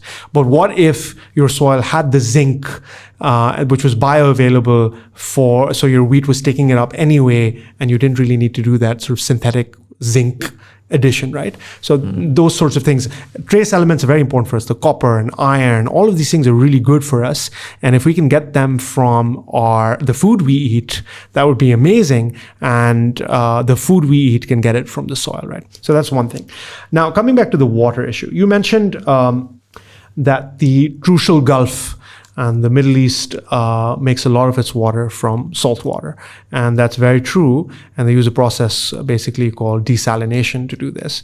Now, what desalination basically does is that it makes the water, you pump out the seawater, you make it go through these membranes that basically separate the salts out. And then what you get on the other side is low TDS water, which can then be consumed by humans, right? And it's very energy intensive. It uses a lot of fossil fuels, but that can be replaced by, and we can see that with the incredible progress that's been made with renewable energy, which is really exciting. But there is a problem there, right? It's a bit too good to be true. And the problem is that the brine, essentially. The brine. Right, when you put that back in the soil, in the water, the area, and the IUCN, the International Union for Conservation of Nature, did a study a few years ago. And what they showed was that where you're putting the brine, those areas are becoming so salty that it's making life impossible for the fish that live there. And so they're basically becoming these great dead zones. So that's really, really bad, because over decades this brine accumulates, that dead zone increases, and that's really, really bad, right? Now, thankfully, there is a ray of hope here, and Saudi Arabia is in the midst of a massive transformation. And it's a game-changing transformation that I personally didn't think would be ever possible, but it is underway, and it is truly profound. And part of this profound transformation is a massive emphasis on just greening the country. Big process of that is trees. There's a massive, like a gargantuan park that's been built in Riyadh right now. The Crown Prince of Saudi Arabia, Mohammed bin Salman, His Highness, wants to make Riyadh a capital of the globe. He wants to attract the best sort of minds and talent from across the world to come and live in Riyadh. And so there's this stunning park that's being built at the center of Riyadh, where I think over 150 million trees are going to be planted. And just planting those trees, it's estimated, is going to bring the temperature of Riyadh down by more than 3 degrees Celsius. So that's one incredible thing. Now, there's another thing the Crown Prince is doing, and he unveiled it around Neom, the city or string of sort of developments that are happening on the coast of the Red Sea. And that's a solar dome desalination, which is a game changer, because it uses far less energy. And what you're doing is, it's not a membrane. The process of sort of pushing that water through the membrane is extremely energy intensive. So this is a completely different way to desalinate. You've got these domes, and the water is sort of pumped into or taken through canals into these domes. And in the dome, just because you have this heat in this country, this incredible heat, those domes concentrate that heat, the solar heat, further, and that water evaporates. And as it goes and touches the top of the dome, it sort of drips down. When it drips down, it gets collected near the bottom as completely distilled fresh water. The brine remains at the bottom. But that brine actually has certain metallic elements, and it can be used in a bunch of industries. And their idea is not to throw it back into the ocean, but then to use those... to essentially harvest it and, आप secondary and third year processes के through. Exactly. And it's much cheaper. And that could be a massive solution for coastal areas across the developed world. I mean, I can see a future in the coastal areas of Sindh and Balochistan, where we have this technology and we're doing incredible farming. It could be something like palm oil, which is an import substitution for the other oil problem this country has. Or it could be many other value-added crops. It could be other value-added horticulture for export, local consumption. There are enormous opportunities and possibilities that open up. So that's a hopeful... So that's the potential of creating water. Yes, right? Exactly. What about the existing water? Yes, exactly. And I'll break this down into 2 areas. First is the efficient usage of said water. So उसमें farming के अंदर question arises कि are we wasting water? और जो क्यों वो waste हो रहा है और किस तरीके से उसको बेहतर किया जा सकता है. और दूसरा ये है कि जो आपका डिस्ट्रीब्यूशन है. सो अगेन पाकिस्तान में ना, I'll tie this back again to what I mentioned earlier, where we say कि हाउसिंग सोसाइटीज़ बन रही हैं और उसकी वजह से फार्मलैंड तबाह हो रहा है. I don't know, like वही वाली बात है, if you travel around the world, so people would realize for a country of 220 million people, we haven't really populated this country. हम तो एक घर के अंदर जो है वो 20-20 बंदे का ख़ानदान रह रहे हैं, राइट? दुनिया में तो लोग न्यूक्लियर फैमिलीज़ में रह के humans really leave a footprint. हमारा तो उस तरह से अभी है ही नहीं. बट अगर मैं ऑनेस्टली ऊपर से देखूँ ना, लाइव सैटेलाइट से थोड़ा करीब आके, तो it's a very narrow strip जो रिवर्स के अराउंड चल रही है, और उसके अराउंड हम रह रहे हैं. इवन नॉर्दर्न एरियाज़ में आप जाते हैं तो हम कहते हैं कि हमारे पास है ना 4-8 नाम ले लेते हैं जहाँ पे रोड जाती है, और हम कहते हैं बड़ा खूबसूरत इलाका है, वही नॉर्दर्न एरियाज़ है. तबाह हो गया तो तबाह हो गया. हालांकि पूरा नॉर्दर्न एरिया, आधी ज़्यादा पहाड़ियाँ तो आपने डिस्कवर ही नहीं की, आपने रोडें ही नहीं बनाई. सिमिलरली जब आप इसमें जाते हैं तो जो नॉर्थ एंड सेंट्रल पंजाब है वो तो फिर भी थोड़ा पॉपुलेटेड है, बट आप साउथ पंजाब में जाते हैं और थोड़ा सा एक्सपैंड आउट करते हैं, खाली पड़ा हुआ है. इस्लामाबाद टू कराची की अगर फ़्लाइट लेना कभी, तो जैसे ही आप पंजाब क्रॉस करते हैं तो ऑलमोस्ट को आधे घंटे का जो पैच है ना हैदराबाद से पहले, आपको खाली दिखता है सारा, राइट? आप बलूचिस्तान जाएं, खाली पड़ा हुआ है। और उससे मुझे ये सेंस मिलती है कि यार हमने तो लैंड को यूज़ ही नहीं करना शुरू किया अभी। हमारा तो लैंड रैंडमली पड़ा हुआ है, हमें पता भी नहीं। In a lot of ways we don't even know उस लैंड के नीचे क्या कुछ पड़ा हुआ है जो कि हम बेच के पैसे कमा सकते हैं। बट चलो वो तो उसके भी अलग प्रॉब्लम्स हैं। उसके ऊपर आप क्या कुछ नहीं बना सकते, सेटलमेंट्स ये वो। So obviously infrastructure creates a lot of opportunity and value, you know, with the road network, with CPEC, Western Route, जगहें खुलना शुरू होंगी। बट जगहों के अंदर तब तक सेटलमेंट्स एंड वैल्यू एडिशन तब तक नहीं होगी जब तक कुछ basic energy connectivity and water connectivity, you know, जो कि एक बेसिक लाइफ, चाहे वो इंसान की लाइफ हो, जानवर की लाइफ हो या एग्रीकल्चर की लाइफ हो, वो हो सके। सो डिस्ट्रीब्यूशन ऑफ वाटर, आपने बोला कि हमने मुग़ल ने बनाया, ब्रिटिश ने बनाया, उसके बाद 50-60 में थोड़ा सा बना लिया, उसके बाद कोई आगे कोई कनाल सिस्टम अनाउंस कर देता है। But by and large we haven't done a lot of work over the last 70 years, both in terms of conserving water in the sense कि एक तो मतलब डैम्स नहीं बनाए हमने, and I also want your opinion on कि उसका कोई काउंटर है कि नहीं, but we'll get to that. But ना ही हमने अपने डिस्ट्रीब्यूशन चैनल्स को बढ़ाया। सो जो है उसी में से ही हम कुछ ना कुछ निकालने की कोशिश कर रहे हैं। सो इस कॉन्टेक्स्ट में अगर मैं आपसे पूछूं कि वाटर का how do you see that, बहुत लंबा हो गया तो मैं उसको वापस आके समराइज़ करता हूँ। एग्जिस्टिंग वाटर की यूजेज और extension of said water reserves distribution, किस तरह से आप देख रहे हैं उसको? तो इसमें मैं ये कहूँगा कि पानी का ज़िया तो हमारे मुल्क में बहुत ज़्यादा है, and that's without any speck of doubt. Some people claim that as much as about 90% of this country's water is consumed by agriculture. The global average is about 70%, and of course the most efficient countries in the world use far less than that as well.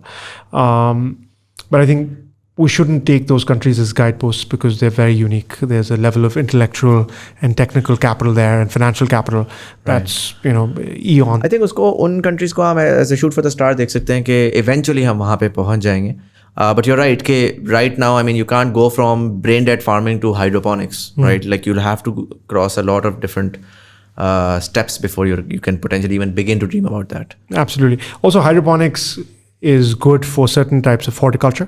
I mean, it's great for strawberries, tomatoes, leafy greens, but you can't really do grains, right? And grains are a big part of it. I mean, hydroponics की example या vertical farming कह लें कि वो इसकी example मेरी है कि very sort of technologically advanced, very sort of energy intensive, वो developed economies में चल जाएंगी या even Middle East में चल जाएंगी जहाँ पर cost of procuring said, वो अगर मुझे पाकिस्तान से मंगवाना है तो वो मैं देख रहा था आलू, पाकिस्तानी आलू जो है वो वहाँ पे मिलता है कोई तकरीबन 1200 रुपये का 1 किलो मिलता है। तो आप लोग जो लेते हैं थोड़ी सी कदर करें उसकी।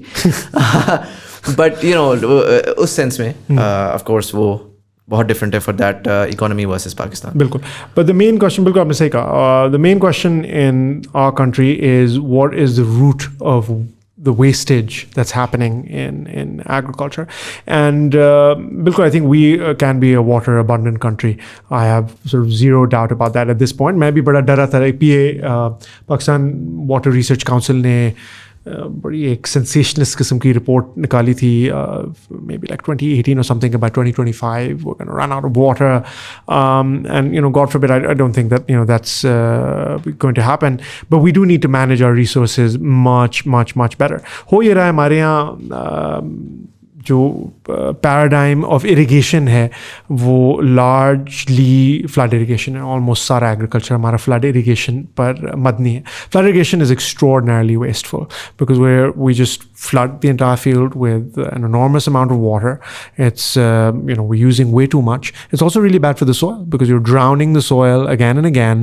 So it's really bad for that. It's causing methane emissions, and it's not good for plants also because they just get like drowned. So I think technologies that can take us away from that. So there's obviously drip, which everyone knows about, which you can use for certain specialty horticulture. You can use it for certain vegetables. You can use it for, tree crops, right? Your fruits and nuts. But there's also central pivots, which are an irrigation technology that's an overhead technology that sort of moves in a circular motion. sort of sprinklers जिस तरह काम करते हैं? There are sprinklers, yes, that are above the crop. And then you have impact sprinklers. Well, I guess all sprinklers are above the crop, but basically they dangle from a system that is over the crop. जिस तरह वो machine सी होती है, वो लंबे से निकले हुए होते हैं, वो ऐसे and it moves exactly in a circular motion, which is why from the air you can see these crop circles, right? In places like the Midwest in the US, you'll see, miles of crop circles.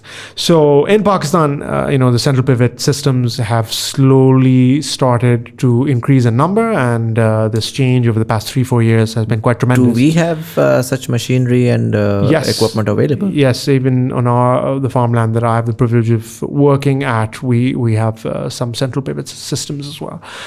So they exist in many other farmlands in this country, and the interest in them is increasing. In fact, today I found out that Heavy Industries Taxila is going to start indigenously manufacturing central pivots, which is really cool. If they can do it at a cost-efficient way, and it's indigenous, I think it would be remarkable. Yeah. So that's one sort of technology. But then there's impact sprinklers, which I am also a big fan of, and the government of Pakistan, with World Bank funding, has a very generous subsidy underway for impact sprinkler systems, which are basically, you have like these sprinkler hydrants all over your fields, which will irrigate your crop, and you can save 50 to 60% water with impact sprinklers, and as you can also do with central pivots, by the way. So 50 to 60% is huge, right? It's a massive saving. With drip also, you can get about 60% on average. But if you improve soils, or let's talk about tree crops, for example. If you mulch your tree crops, and mulch is if you take like a layer of carbonaceous material like straw, let's take wheat straw, rice straw, and you put it on the basins of your trees where your drip lines are going. There are studies out of Peru. I was just speaking to someone in Scandinavia the other day, and they did this study where they had moisture probes in, actually. So it's a really good study. In Peru, in desert-like climates, so sandy soils, they did a side-by-side trial, drip irrigated fruiting crops, tree crops, where some were mulched and the control was unmulched. So drip ने जो saving की पानी की वो तो दोनों जगह हुई, लेकिन जो mulched area था उधर 40% additional savings in water, right? Because mulch is this incredible thing that keeps the water in the soil. It doesn't allow for that to evaporate, and it keeps the soil moisture cool in the summers, which is really good for the plants and for the soil. And in the winter, it'll keep it warm. So it's like a layer of clothing. So mulching is really, really important. The soil should always be covered with either something living or something dead, but an organic material. So that's one thing. And then let's come to impact sprinklers and just generally regenerative agriculture. If you build soil health, soil that is rich in carbon and organic matter has an incredible capacity to store water. For every 1% of organic matter that we add in our soils, you have the capacity per acre to store 30,000 gallons of water. This is huge, right?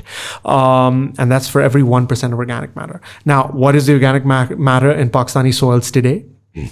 On the soils that we operate on, which is just pure sand of the Thal Desert, we found out that our soils were a whopping 0% of organic matter.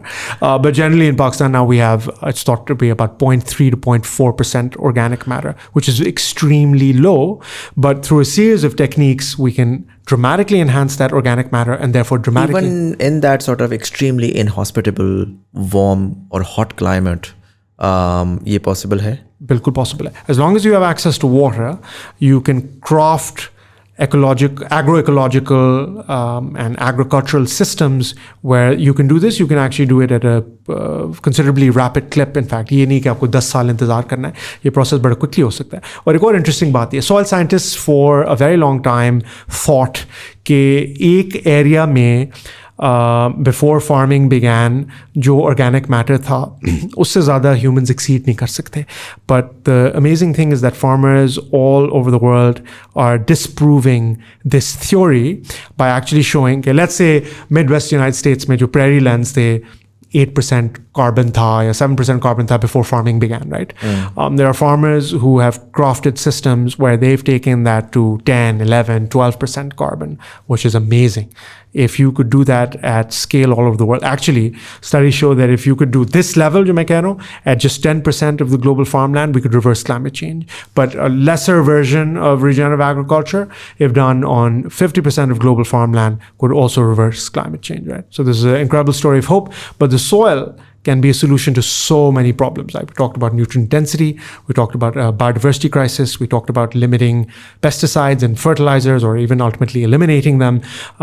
We talked about higher yields for plants. We talked about water storage. So it's really a gift that keeps on giving. It's a smorgasbord of solutions. It's like a Swiss Army knife of solutions, if you will, right? Makes sense. What about again water जो आपने ये वाला part तो कर दिया कि जो पानी है उसको एफिशिएंटली किस तरीके से इस्तेमाल किया जा सकता है. What about distribution and storage of water, both in the context of के अभी हमारे पास जो ज़्यादातर पानी हम स्टोर कर रहे हैं वो हम कर रहे हैं through some form of dams. We are making a lot of dams as well, so at least एक सर्टन अमाउंट ऑफ स्टोरेज बढ़ जाएगी. और वो अपस्ट्रीम है तो उससे पोटेंशियली फ्लडिंग वगैरह भी कंट्रोल हो सकती है, potentially question mark. But then also जो आपके रिवर्स ऑलरेडी फ्लो कर रहे हैं उसको आप फर्दर किस तरह डिस्ट्रीब्यूट कर सकते हैं इन अ सस्टेनेबल वे. सो एक मसला मेजर ये आ रहा है कि जहाँ पर हमने रिवर्स को मज़ीद डिस्ट्रीब्यूट कर हमने पानी हर जगह से ले लिया तो उससे नीचे आपके जो डेल्टा बेसिन्स हैं और वो मैंग्रोव्स हैं वो डिस्ट्रॉय होना शुरू हो गए हैं. वो सारा का सारा जो है ज़ाहिर है कि वहाँ पे पानी ही नहीं पहुँच पा रहा. ऑब्वियसली पोटेंशियली उसका आपने एक सोल्यूशन स्टार्ट में बता दिया कि in its eventuality if the dome structure works for Saudis potentially that could come to us as well, and हम जो कोस्टल एरिया का वाटर रिक्वायरमेंट है वो वहाँ से पूरी कर सकते हैं. वाटर रिक्वायरमेंट शायद पूरी कर सकते हैं लेकिन जो अगेन डेल्टा का जो आपका वो है वो अगेन नेचुरल सिस्टम से ही सस्टेन होगा. वो एक क्वेश्चन मार्क है. But distribution and storage, what are your thoughts on that? Sure thing, absolutely. That's another great question. So I think I'll begin with where should I begin? All right, let's begin with the fact that currently Pakistan has about 30 days of water storage, which is thought to be very low. India has significantly higher. Egypt has 900 days of storage, right? Another desert agricultural economy, right? Much similar to ours, fed by a river system. How did Egypt have 900 days, considering कि हमारी तो पहाड़ियाँ हैं, हमने तो 4 दीवारें डालनी है, डैम बन जाना है. Exactly. वो क्या कर रहे हैं? वो क्या कर रहे हैं? बड़ा ज़बरदस्त सवाल है जिसका जवाब मेरे पास नहीं है. ये फैक्टरॉइड मैंने आज मुझे पता चला the conference that I attended. Right, I would love to. This is my ये रात का स्पाइरल मेरा आज का ये है कि इजिप्ट पानी कहाँ से जोड़ा है. Amazing. मेरा ख्याल है मैं अब आपने कह दिया मेरा भी शायद सुबह फजर तक I think this is what I'll be doing. तो एक तो ये बात होगी कि स्टोरेज को किया जाए. स्टोरेज में बड़े सारे इश्यूज आते हैं. उसको इकोलॉजिकली सेंसिटिव कैसे बनाना है. दुनिया में कुछ जगहों पे डैम्स ऐसे बनाए गए हैं जहाँ पर कुछ स्टेयरवेज बनाई हैं which allows for freshwater fish to be able to move around, which is obviously very good. Of course dam की एक काफ़ी बड़ी इकोलॉजिकल कॉस्ट भी होती है लेकिन उसके फ़वाइद भी बहुत सारे होते हैं. हमारी इकोनॉमी को बहुत ट्रेमेंडस ऑब्वियसली फ़वाइद हुए हैं. आई थिंक एक बैलेंस लेना बड़ा ज़रूरी है इस चीज़ में. बट जो लो हैंगिंग फ्रूट मैंने बताया जिस तरह सॉइल का, राइट. मैं आपको एक और फ्लडिंग की आपने बड़ी ज़बरदस्त बात की और फ्लडिंग की मैं आपको बहुत कमाल मिसाल देना चाहता हूँ. पाकिस्तान में लास्ट ईयर फ्लडिंग अनफॉर्चुनेटली हुई मैस स्केल पर. Was very devastating. But few months after that you also had some major flooding happening in California. I don't know if you remember, if you saw that in the news, but there was again यही हुआ, बारिश की भरमार हुई because that's what's happening with climate change. You have these like cloud bursts and suddenly you get way more water than the land could traditionally absorb. And so you had orchards, because California is like the horticulture breadbasket of the United States, fruits, nut orchards, vegetable crops. You had a lot of orchards that were just sort of soaked in water, flooded. And there was a fantastic Washington Post piece, and I'm really glad that it got mainstream coverage, where you had regenerative farmers, I think they were almond farmers perhaps, whose lands, their neighboring farmers were completely flooded. They got the same amount of rain, and yet there was no flooding at all. And why was that? Because their soils were soaking up all of that water, which is amazing. And as it's being soaked, it's also trickling down to the underground aquifer and sort of, replenishing that. How is that happening? What's the difference between? Because what they were either? doing in their case, this is an orchard, right? So what they were doing was that in between their tree rows, they had a series of very diverse cover crops. And cover crops are plants that humans plant. And there's synergistic crops you plant that are really good for building soil health. There's a lot of science behind sort of, crafting that diversity, having different families present and so on and so forth. But what they had done was by doing that, they had really high organic matter soil, and the sponginess that I just mentioned of the organic matter allowed them to escape the flooding. So again, with regenerative agriculture, it helps with so many of these climatic vagaries. It will help you with drought because you'll have water stored in the soil. It'll be more moist, and it will help with these flooding events. So I think it should be a national security priority. It's not a luxury, and for so many reasons, this is something that has to be done.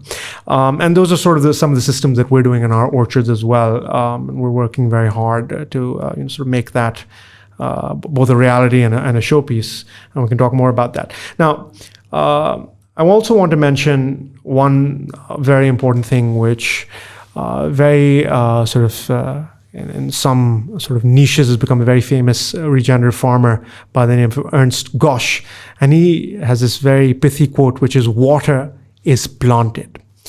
And I really want to talk about what's called the small water cycle. So most people think that the water cycle is determined entirely by the oceans, right?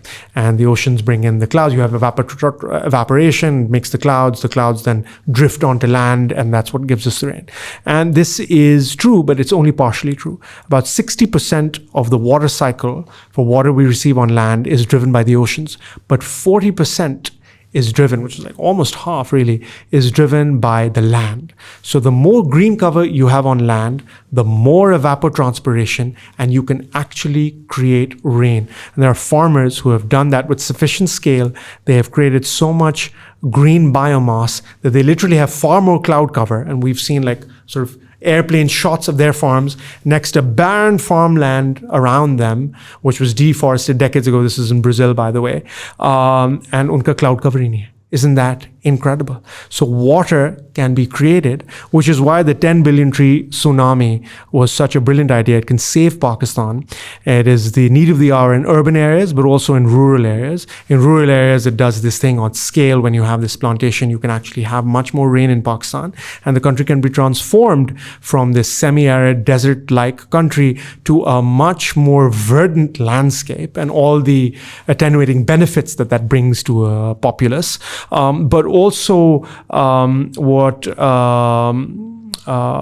what you can sort of, the benefit you can get in urban areas is that we have a World Bank study which shows that if you have enough trees in urban areas, it can reduce temperatures by a whopping 5 to 8 degrees Celsius. That's one thing. There's other studies that showcase that crime is much lower in areas that have a lot of greenery. Mental health is much better in areas that have a lot of greenery as opposed to the same part of the city. So in the same city, different part where you have much lower greenery. So the benefit, it's a cascading sort of series of benefits that bringing in this biology, bringing in trees brings to our urban and rural settings, and it can transform the country. So that's really, really important to bear in mind as well. And then the last thing you mentioned was, the distribution aspect. And this is really important, and this is something the government is the only entity that can really do. And this has to do with part of our, political, economic, and power structures is such that unfortunately certain big farmers take a lot more water than is allotted to them. I think it's essential for the government to have metering systems. It's an investment that this country has to make.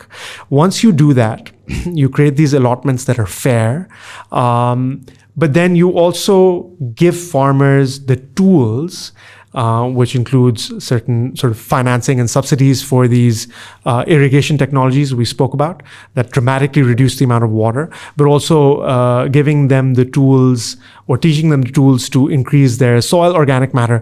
All of that will lead to significantly reducing our water on farm. So we can actually cultivate a lot more barren land in this country that is cultivatable but doesn't have access to water. And it is my humble opinion and hope that we will still have water trickling down into the Indus Delta, which is very important. It's a national asset of Brobdingnagian proportions.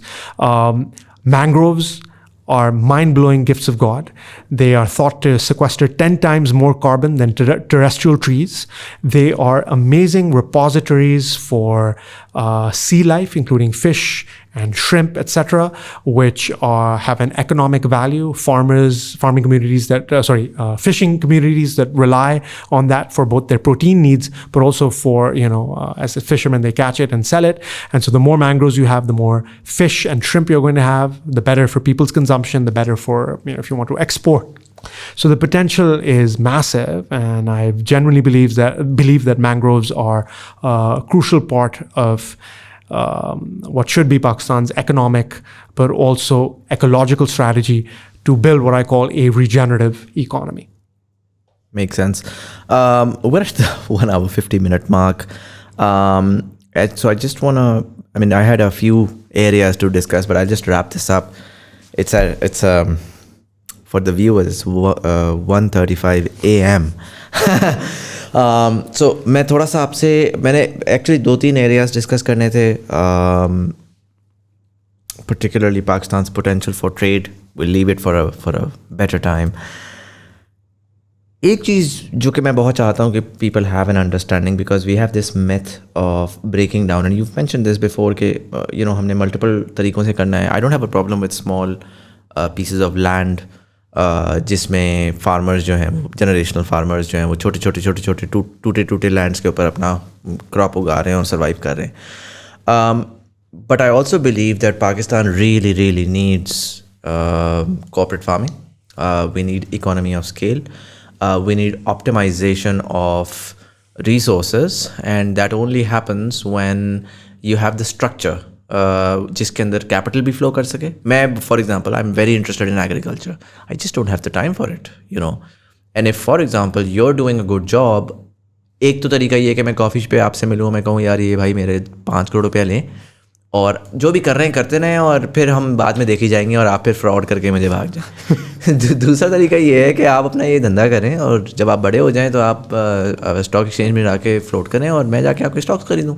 And everything is properly governed, and everything is properly regulated, and capital can flow from the urban areas all the way down to the rural, and you can then utilize that capital to invest and increase the efficiency, the productivity, and really begin to innovate. I personally think Pakistan, we haven't even touched the surface of innovation in farming. I think if we are able to do that, we can just radically change, क्योंकि I think at the heart and core is farming. वो आप चीज़ set कर लें ना, उसके ऊपर बहुत सारी चीज़ें आप बिल्ड कर सकते हैं. And so what are your thoughts? I do know that आज का जो आपका सेमिनार था that had to do with corporate farming as well, and so that's going to be a little insightful in beginning to understand what the government's thought process is as well. If you are willing to share what was the hypothesis shared there, what were the thoughts there, and then what are your thoughts on corporate farming, on large scale farming, and how do you see that ecosystem growing in Pakistan? Yeah, that's a great question. And I think that's a question that probably a lot of people have in their minds as well. What is the future of agriculture in Pakistan? What sort of models do we need? Today's session at the Jinnah Convention Center was, I would say, entirely dominated by this philosophical disposition of corporate farming as the solution to Pakistan's crises. And there the idea was that we have about 9 million acres of uncultivated lands, and we should do corporate farming there, provide water through certain irrigation systems, through certain canal systems, and also through the use of the underground aquifers, and really populate those areas, have large-scale farms with high yields, use a lot of smart technologies, use a lot of these great micro irrigation technologies, really be efficient, use satellites, drones. That was the paradigm that was being discussed over there. And I think that just for context, they're mentioning 9 million acres. What's the total? Do you have an idea? Do you have a number कि पाकिस्तान में कितने एकड़ के ऊपर farming हो रही है actually? गालिबन mera khayal is something like 25-ish million acres, if memory serves me correct. I have searched that number, but I think that's round about what it is. Right.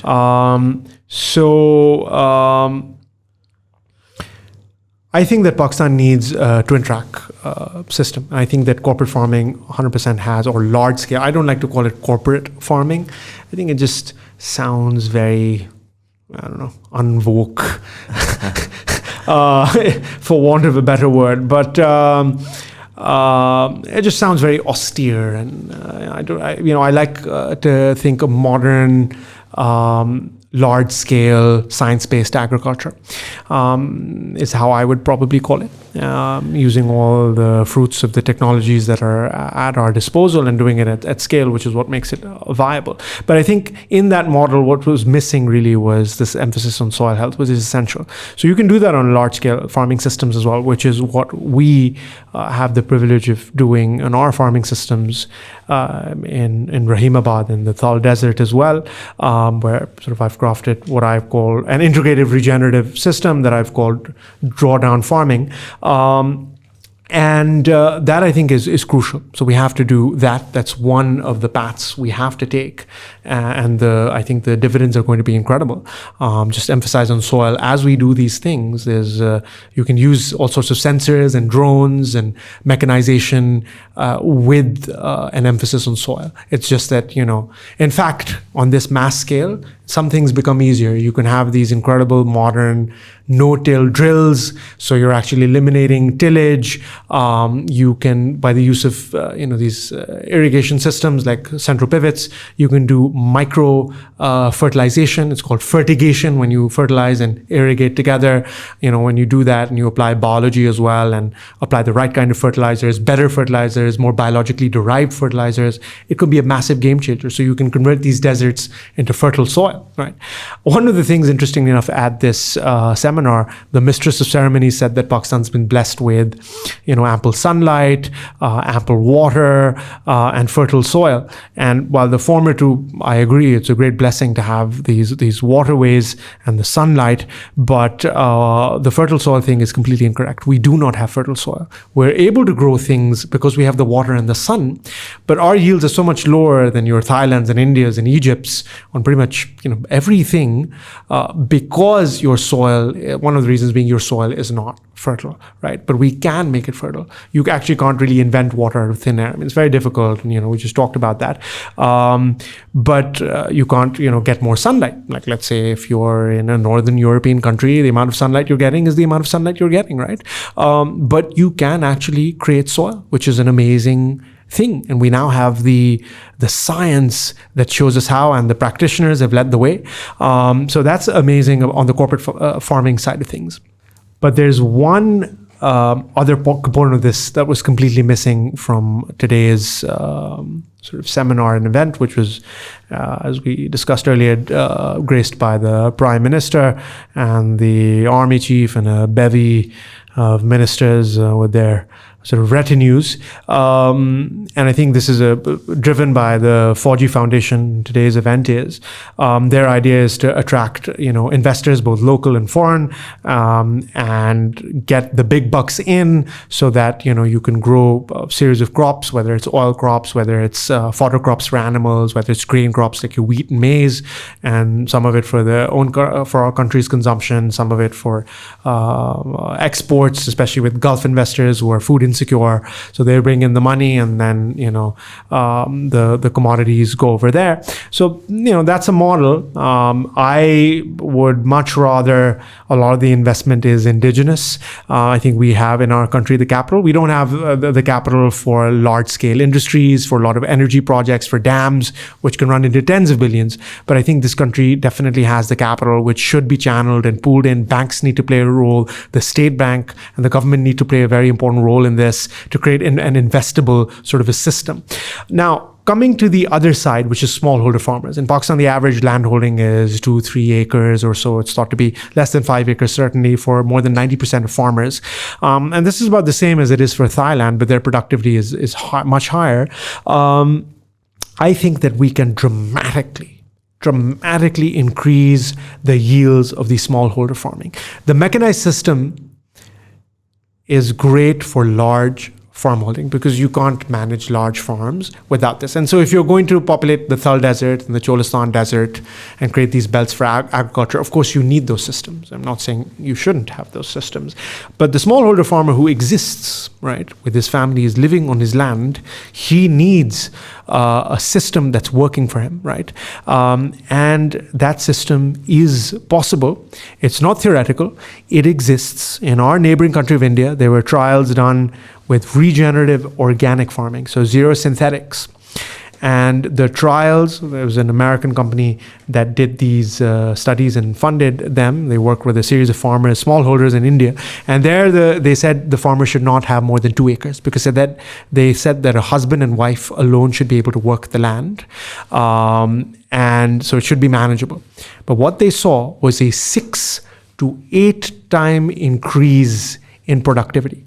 Because what's happening today is that farmers are growing monocrops and they're managing them poorly. They don't have those fancy equipment to increase the productivity, which only big farmers can do.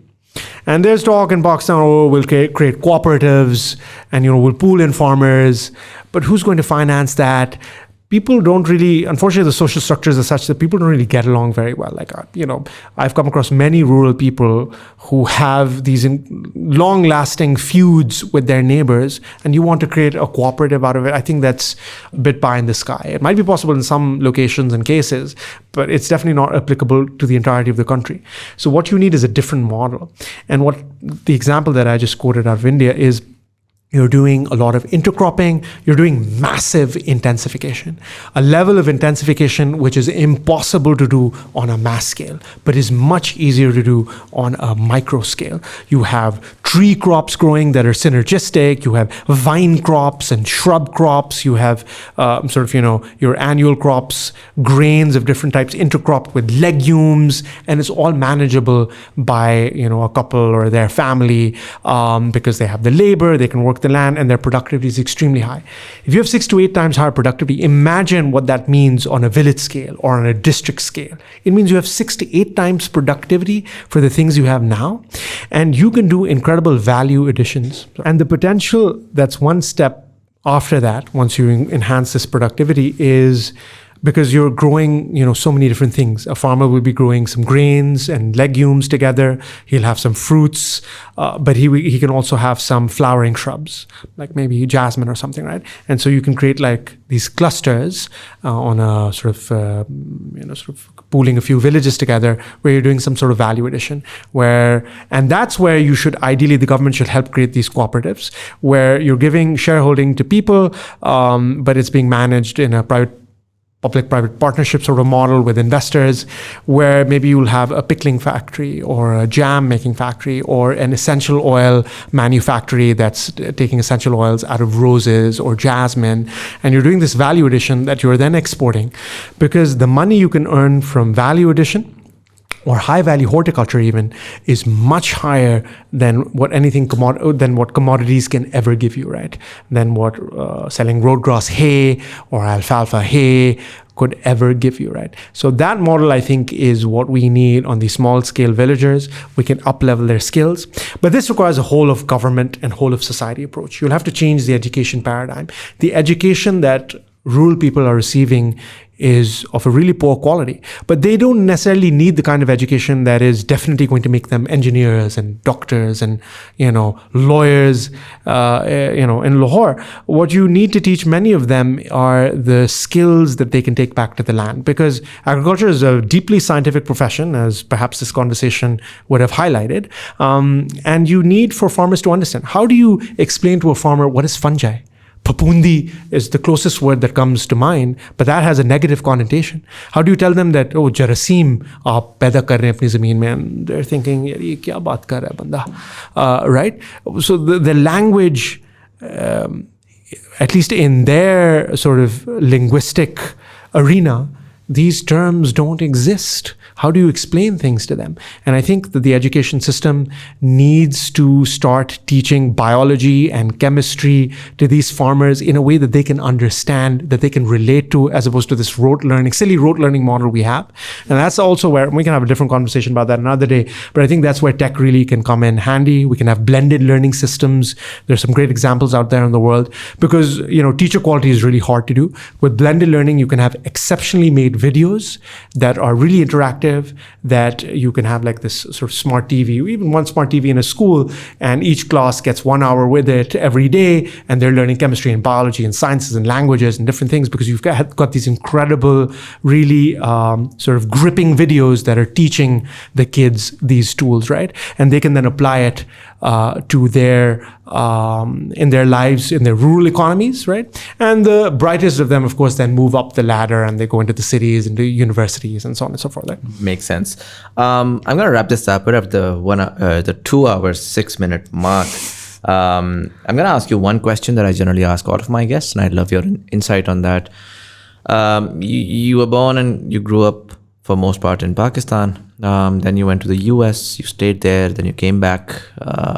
Zahir hai koi falsafa hoga, koi vision hoga. And then for whatever reason, you had to go back to the US, but you still fully focused on growing, within Pakistan. How do you see Pakistan 27 years from now in 2050, knowing all of what you know now, seeing all of what you've seen?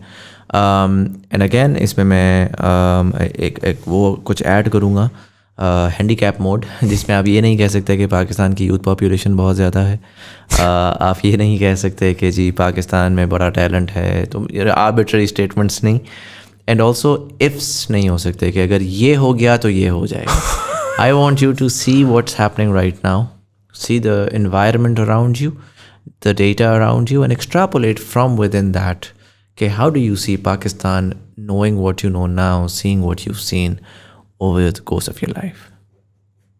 That's a tough one, given all of the conditionalities that you've imposed.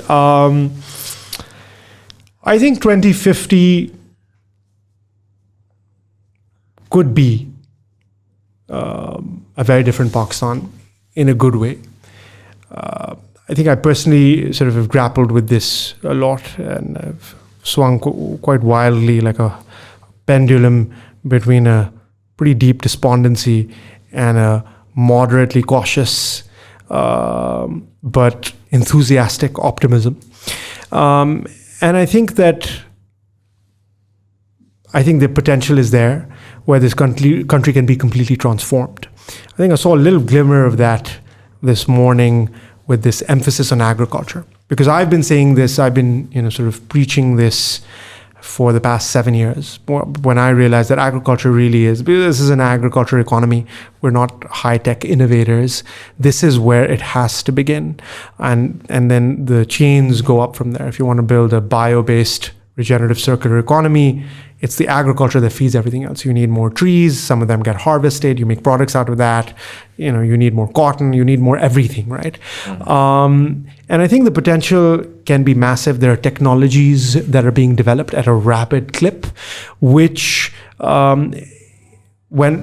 if Pakistan implements, could be game-changing. So there's agriculture, there's energy. Pakistan can be entirely energy independent. We can have concentrated solar in this country that's baseload renewable energy that can be very cheap.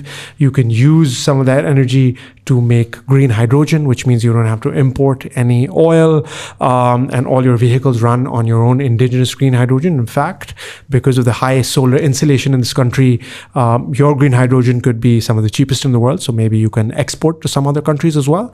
So there is enormous potential, but like everything else, you have to harness that potential. I think that I am at this point today, I mean, perhaps if you ask this question, a couple of weeks later, it might be a different answer because of this pendulum that I mentioned. But I am optimistic. I think that there is potential. There is also now a greater understanding and hunger for change than I have ever seen. And I think that will bode well for this country, because there's a much greater understanding today of both the problems of this country and also perhaps some of the solutions than there definitely was 3 years ago, definitely 5 years ago. And that's really, really good. Nobody used to talk about the balance of payment crisis until about maybe 2 years ago. Now everybody knows about this. What is the macroeconomy? What are the main crises? And this is a really good thing. Agriculture, food, everyone's now talking about that. So COVID and especially the Russia-Ukraine war really helped with that. So I think these are climate change, because of all of these crises, out of these crises, the ray of hope is that there's a much greater understanding, because people used to make friends. I had a friend who went to Oxford who comes from a sort of traditional business family, and just came right back after university. And he used to make fun of me if, when I was to talk about climate change, dismiss it entirely offhand a few years ago, right? That these are just the vagaries of nature. There's no such thing. And other people as well, even, well-educated people. Oh, this is a conspiracy to stop China from growing, yada, yada. Now everybody knows it's a reality. It's a lived reality. And so I think that out of these polycrises, there is hope for transformation. So I think that this country can achieve a lot. I genuinely do believe that this country has enormous potential. And I think that it can be a regional powerhouse, and it can be a contributor to peace and prosperity in this wider Minasaka region. It can be actually a major pillar. And that's the kind of country I certainly pray and hope for in 2050. Well, I hope we can see that. Thank you for the optimism. There's very little to go by these days, and so I hope that we're able to see some of that as well. But thank you so much for coming in and sharing all that insight. This was super, super insightful. One of the longest conversations we've had over the last year. And I can tell you, this is just 40% of what I had planned. So there's definitely, if possible, a part 2 that we'll do sometime in the future. Taimur, thank you so much for coming in and sharing all that insight. My pleasure. Thank you for having me. And for all of you guys, thank you so much for watching. अगर आपको episode पसंद आया तो दोस्तों के साथ जरूर share करिएगा. नीचे कमेंट सेक्शन में मुझे आके बताएं, what do you think about agriculture? Do you guys have farmland? आपका farmland कैसे मैनेज होता है? आज जो आपने सारी चीज़ें सुनी हैं, समझी हैं, सीखी हैं, क्या आप लोगों के फार्म्स में ये सब कुछ हो रहा है? Check it out. Let me know in the comment section what are your thoughts. इसी के साथ साथ YouTube वाले लाइक का बटन दबाएंगे, एंगेजमेंट बढ़ेगी, ज़्यादा लोगों में कॉन्वर्सेशन पहुंचेगी, और ये प्लेटफॉर्म वाले सब्सक्राइब का बटन दबाएंगे, आने वाली एपिसोड्स की आपको नोटिफिकेशन मिलेगी. यहाँ पर कहीं पर इजी पैसा जायज़ का सादा पे आ रहा होगा. If you'd like to support the channel, we accept anything from ₹1 to as much as you'd like. It's the thought that counts. इसी के साथ साथ नीचे दी गई हुई लिंक के ऊपर क्लिक करेंगे तो इंटरनेशनल लिसनर्स और viewers हमें सपोर्ट कर सकते हैं. We have a Stripe link and you can use a credit card to support us and keep us independent. But anyways, this was Muzamil and Zedi. You were watching Thought Behind Things. Thank you so much for watching, and I'll see you in the next one.